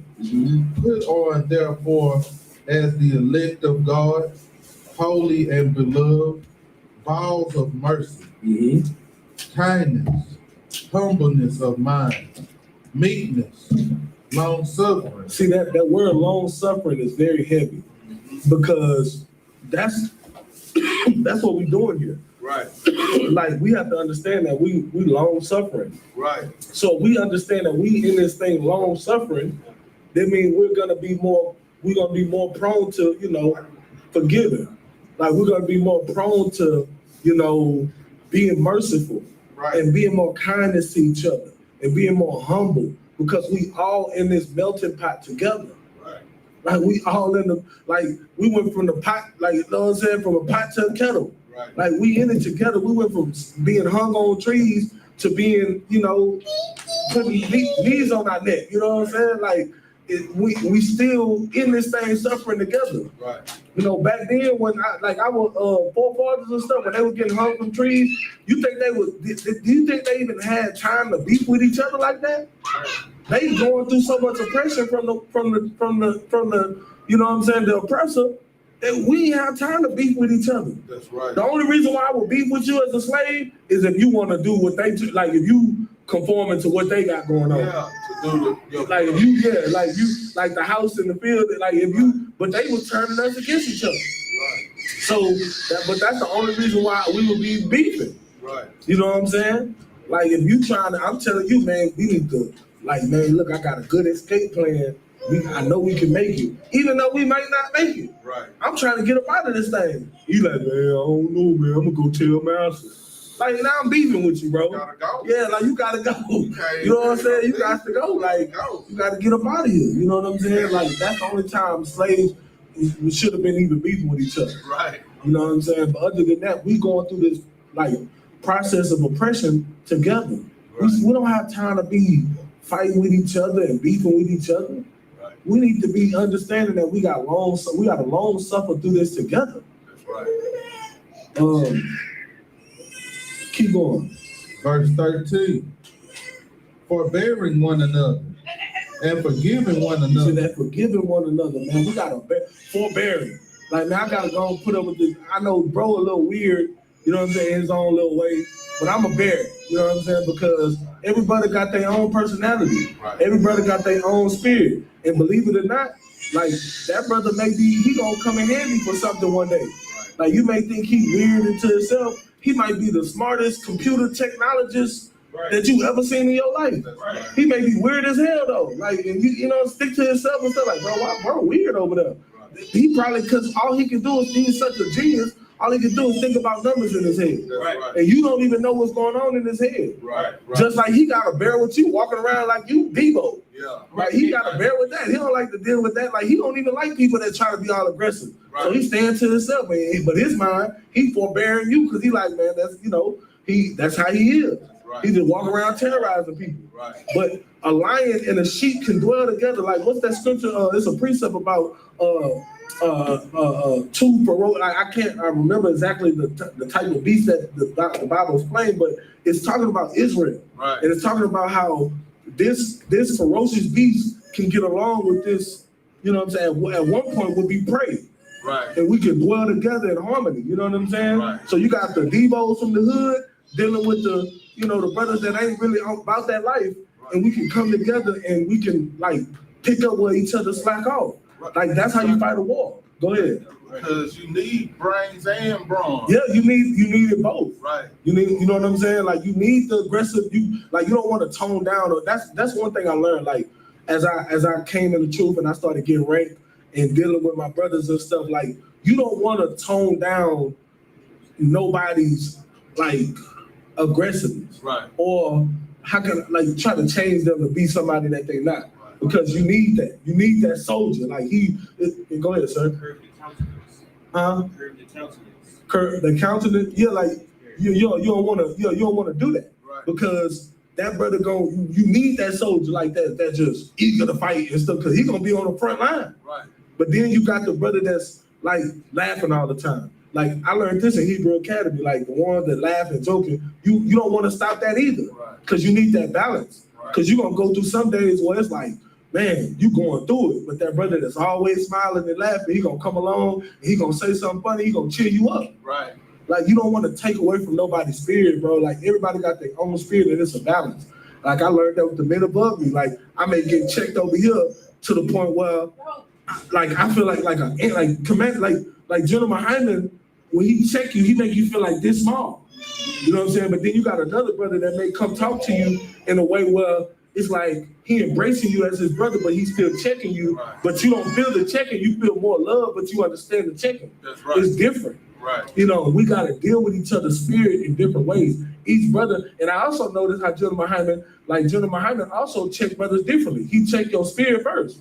And based on your spirit, that's how he gonna deal with you. That's right. And that's how we deal with each other. And that's how we like able to thrive together. Right. You know what I'm saying? Like, and that's how you avoid offending brothers. That's how that's how we gonna make it together. Right. We have to adjust to each other. It ain't no, oh, I'm the head honcho, you gotta adjust to me. No, we all brothers. Like the only reason why we got rank over each other is just to keep order. Right. But the rank don't surpass the brotherhood. Right. Like we all brothers, and YAHANNA is our king. Cause when he get back, he gonna be like, all that little nonsense fighting we be doing, he not gonna have none of that. He gonna shut all that down. Like, what are y'all doing? Like, we not even gonna do that in front of Christ, really. Cause like Christ died for us. Like, what we look like fighting with each other when he died for all of us? Right. Like, come on, and anything he say, like, what are y'all doing? We're gonna be like, come, just like you. You know, he gonna nip that in the bud, like, quick.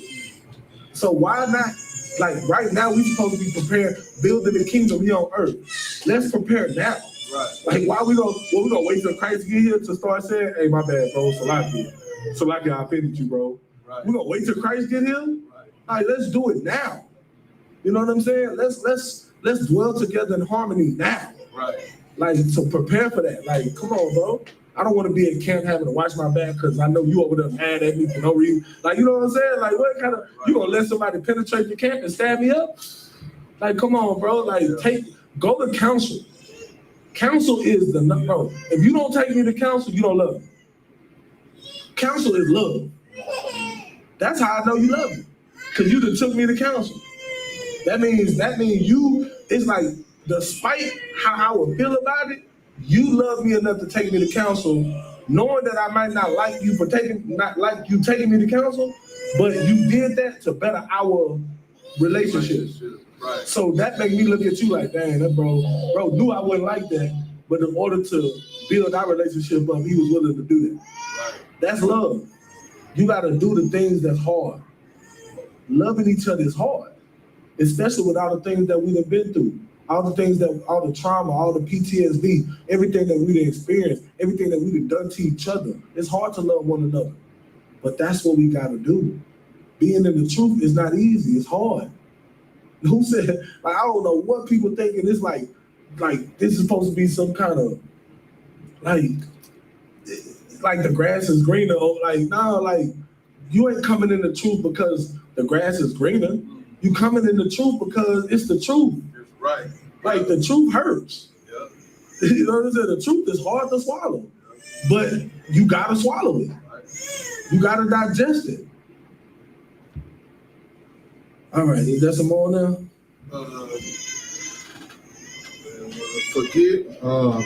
And forgiving one another. If any man have a quarrel against any, even as Christ forgave you, so also do ye. Right, so if you got a quarrel, you like, just like Christ forgave us, we got to do the same thing. Right. We got to do the same thing, man. Give me 1 Peter 3:8. So now, we done got the forgiving part down. Now we need to understand compassion. 3 and 8, sir? Con. Gotcha, sir. We need to understand compassion because these are the things that we lack in the Black and brown community. Con out of one card. This is the book of 1 Peter, chapter 3, verse 8. Finally, be ye all of one mind, having compassion one of another. Love as brethren. Be pitiful. Be courteous. Verse 9.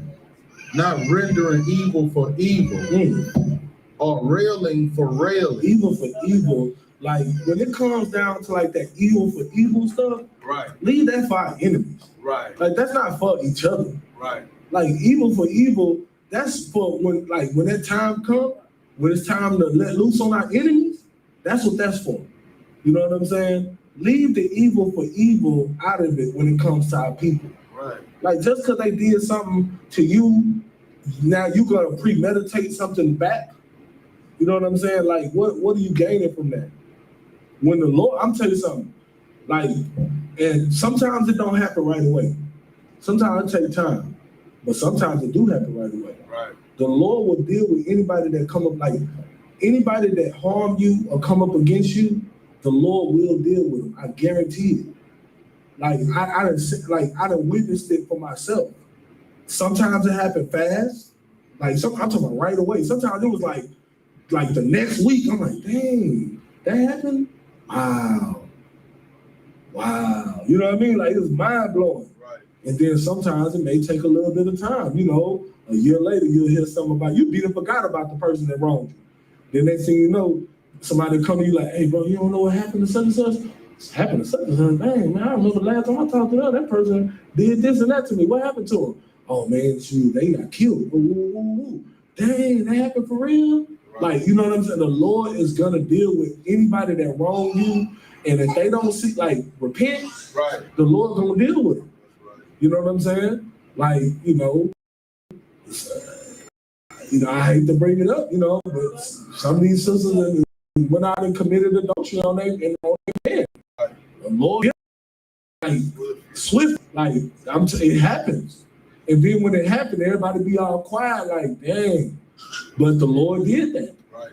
And there's nothing, like, that's why I say there's no punishment or no thing that you can do to anybody that's greater than what the Lord can do. That's right. Like, there's nothing greater. So let the Lord deal with your enemies, man. Right. Keep going. Love as brethren, be pitiful and courteous. Mm-hmm. Oh, Salaki. Verse 9. Not rendering evil for evil or railing for railing, but contrariwise. Contrariwise? What you at verse 9? Right. Yeah, Contrariwise, blessing, knowing that. Meaning on the contrary. Right. So not rendering evil for evil or railing for railing, but on the contrary, blessing. Right. Like meaning, like, don't be evil, do the opposite. Right. Knowing that ye are thereunto called, that ye should inherit a blessing. Right. That's what's gonna happen. Like when you bless those, or when you look out for others, even though, like, instead of being evil to your brother, look out for your brother. The Lord is gonna bless you for that. Right. Like, you may not think so. You looking at it on some carnal level, like, oh, I look out for him. Like, when you look out for somebody, don't put no stipulations on them. Right. That's how you get let down. Right. Like, if you, let's say I don't let people borrow money like that. Right. You know what I'm saying? Because I don't like to be let down. Right. So it's like, let's say a brother say, hey, Salakia, can I borrow $10?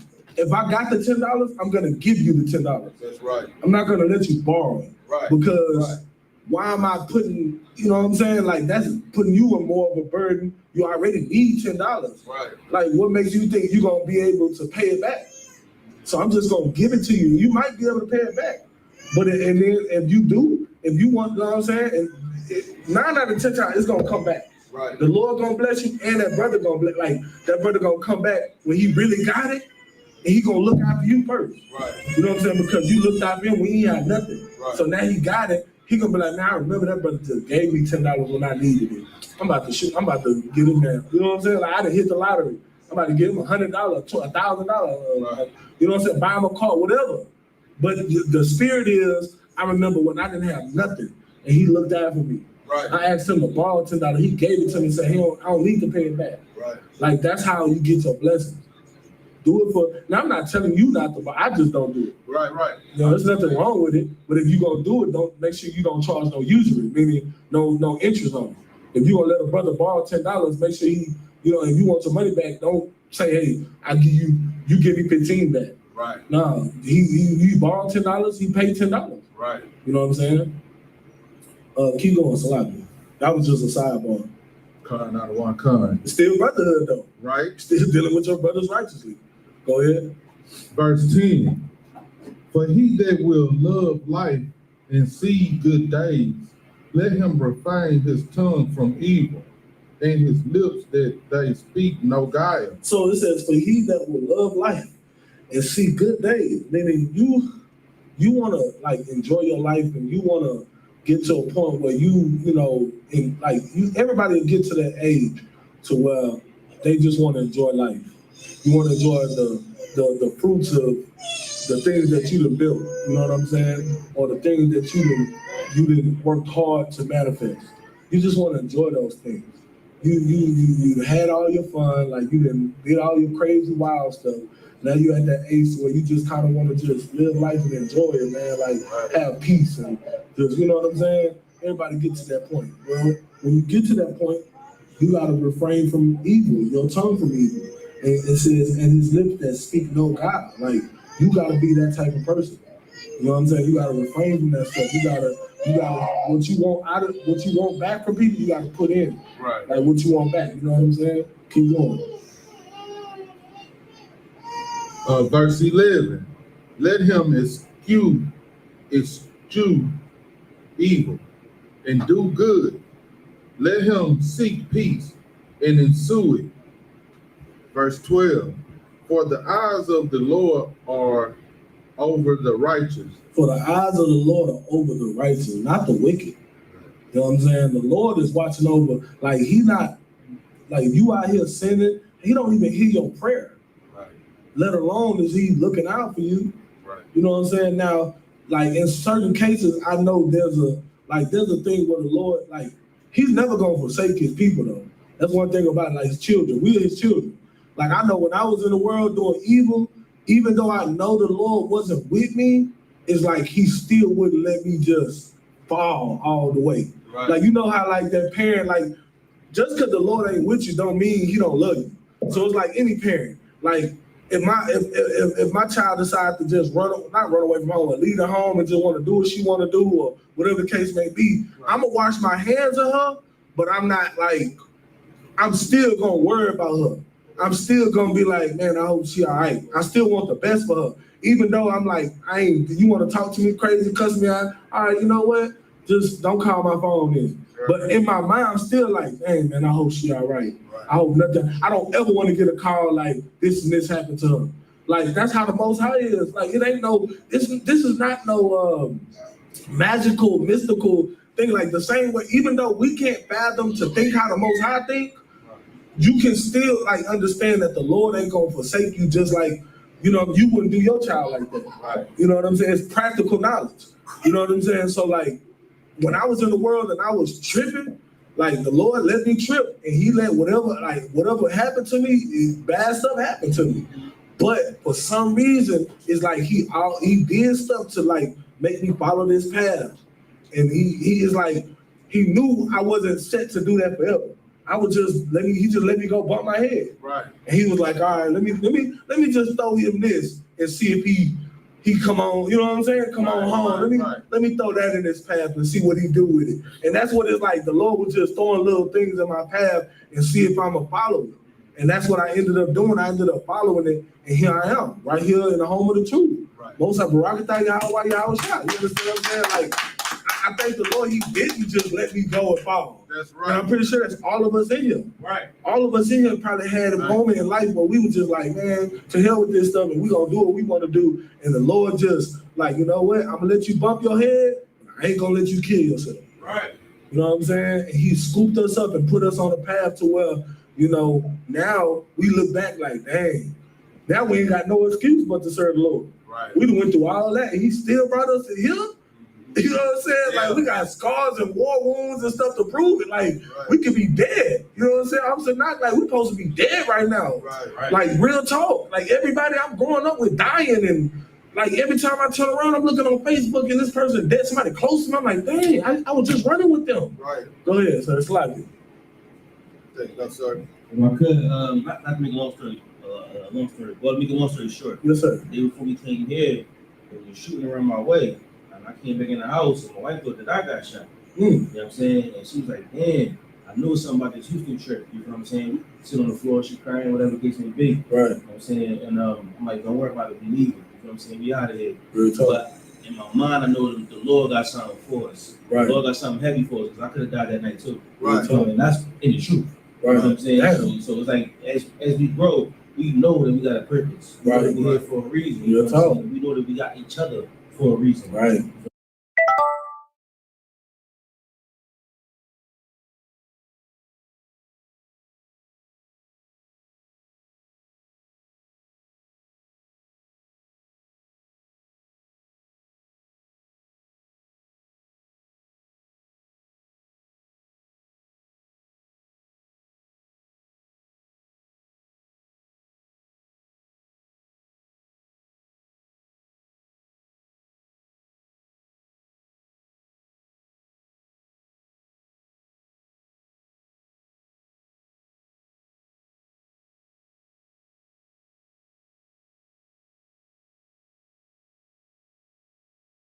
Yeah, I think power turned off by economy. There you go, sir. It's the battery. Yeah, it's back on now, but There you go, sir. yeah, it's back on right now. That was actually the last read verse 12 again. That was really the last scripture.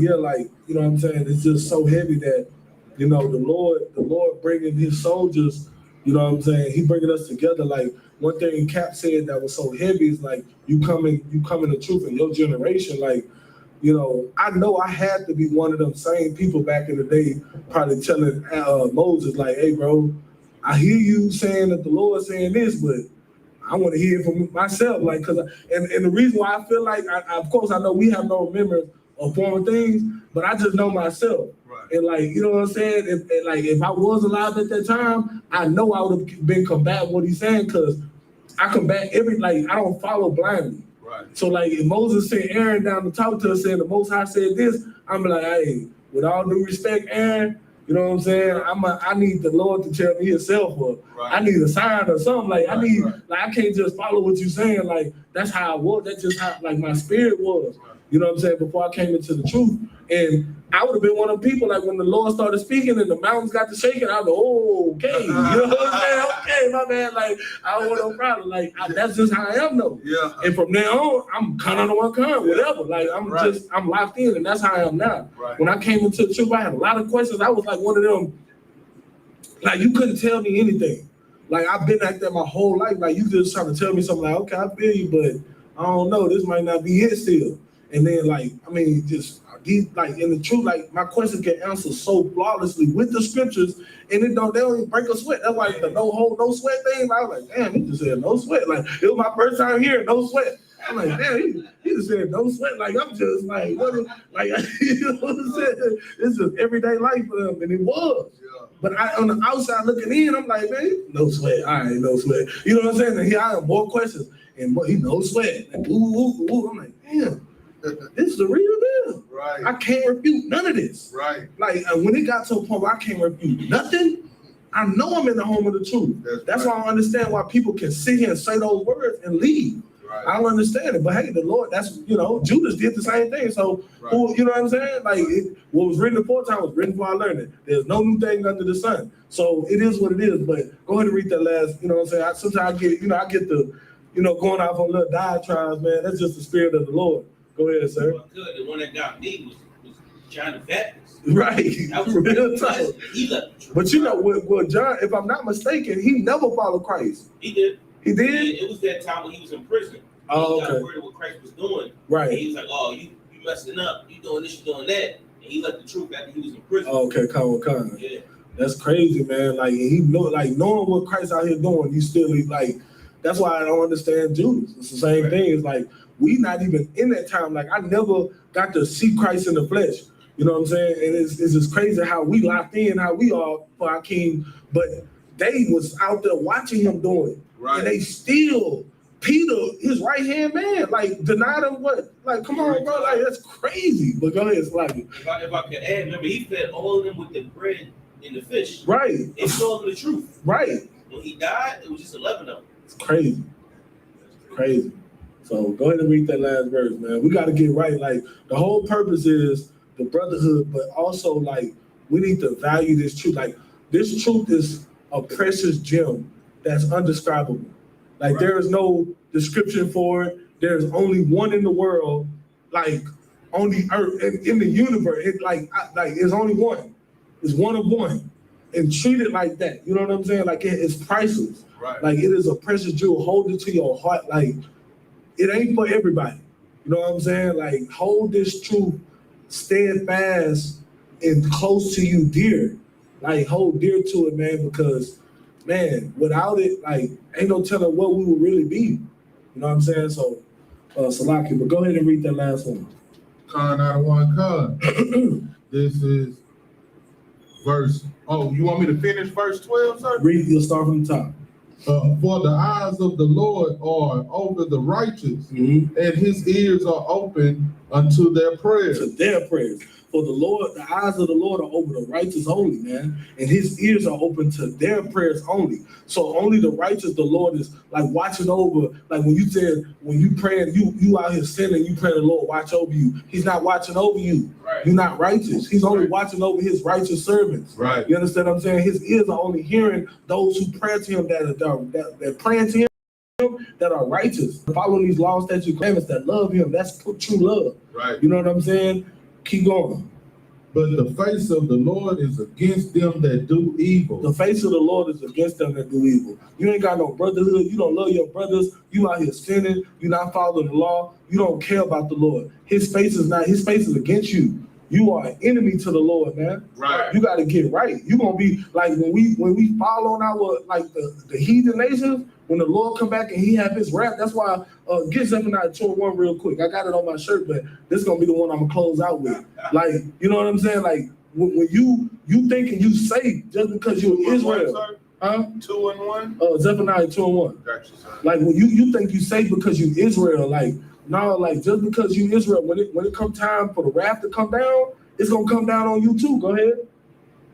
Con out of one con. This is the book of Zephaniah, chapter 2, verse 1. Gather ye selves together, yea, gather together, O nation not desired. The main objective for us to get out of this hellhole is to gather together first. Right. This is brotherhood 101. Right. You know what I'm saying? And I wasn't even gonna pull this scripture, but it just so happened like it just led to it. Right. Like gather yourselves together, O nation not desired. We are the nation not desired on this earth. Right. That's why they killing us and police brutality and all these things, throwing us in jail, just treating us like they treat us because we're the nation undesired.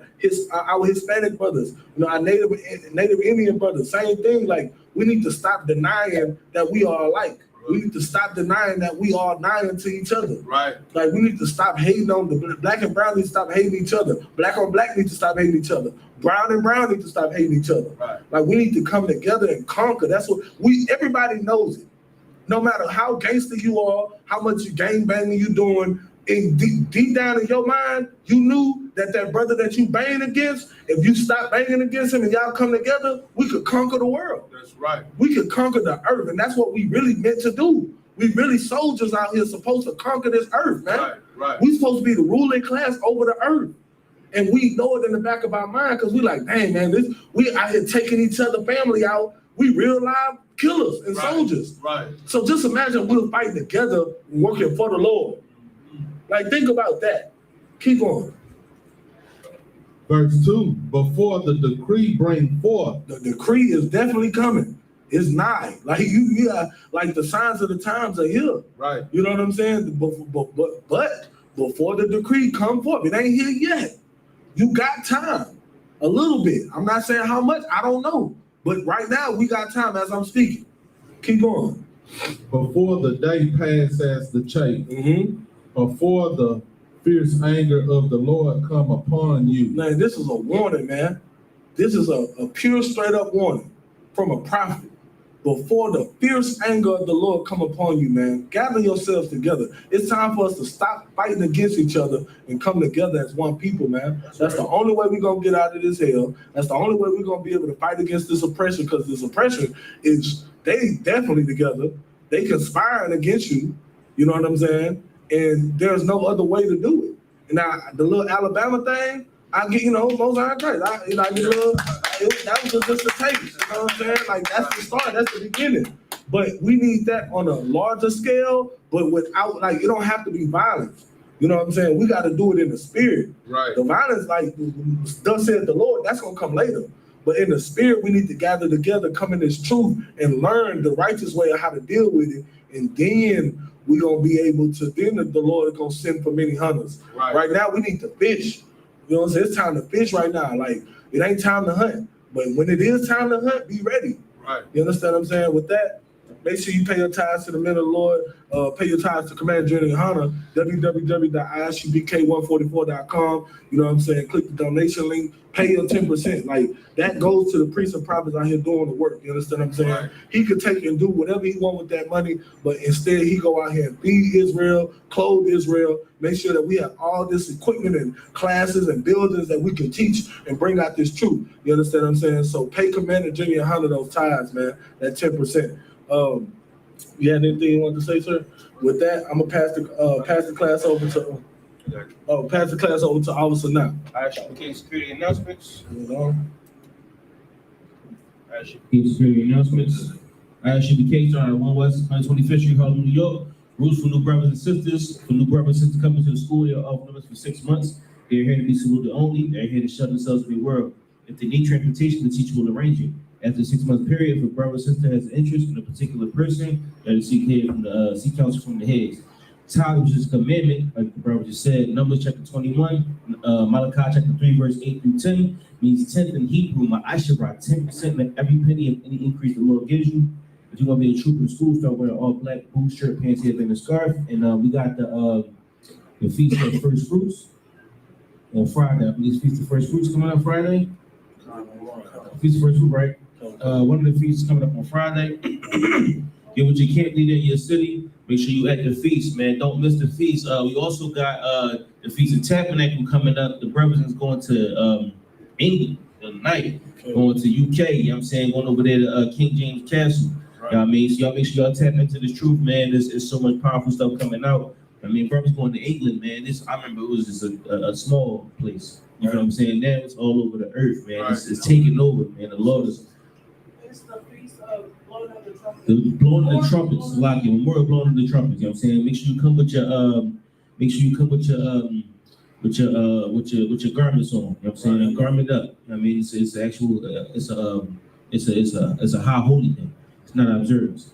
Like once again, you're gonna be a trooper in the school. Start wearing all black, boots, shirt, pants, headband, and scarf. And with that being said, men of Israel are majim, which means to stand. Men of Israel, when we give one courtesy salute. Men of Israel, majim, man Shabbat, Salaki, Abajim, Amak Shabbat, Abajim, Barak, Yahweh Bashim, Yahshua Rakam, Yajimata, sorrow means to turn, sister, Amajim, which means to stand. Men of Israel will give one courtesy salute to the sister. Men of Israel, Shabbat, Amajim, Barak, Yahweh Shemar Bashim, Yahshua. Yajimata, we said with Musa our children in the name of Christ, and for the brothers, Musa bless you in the name of Christ. I.S.U.P.K Houston on all platforms. Make sure y'all tap in, make sure y'all log in. With that being said, that's class for the night. Dismissed.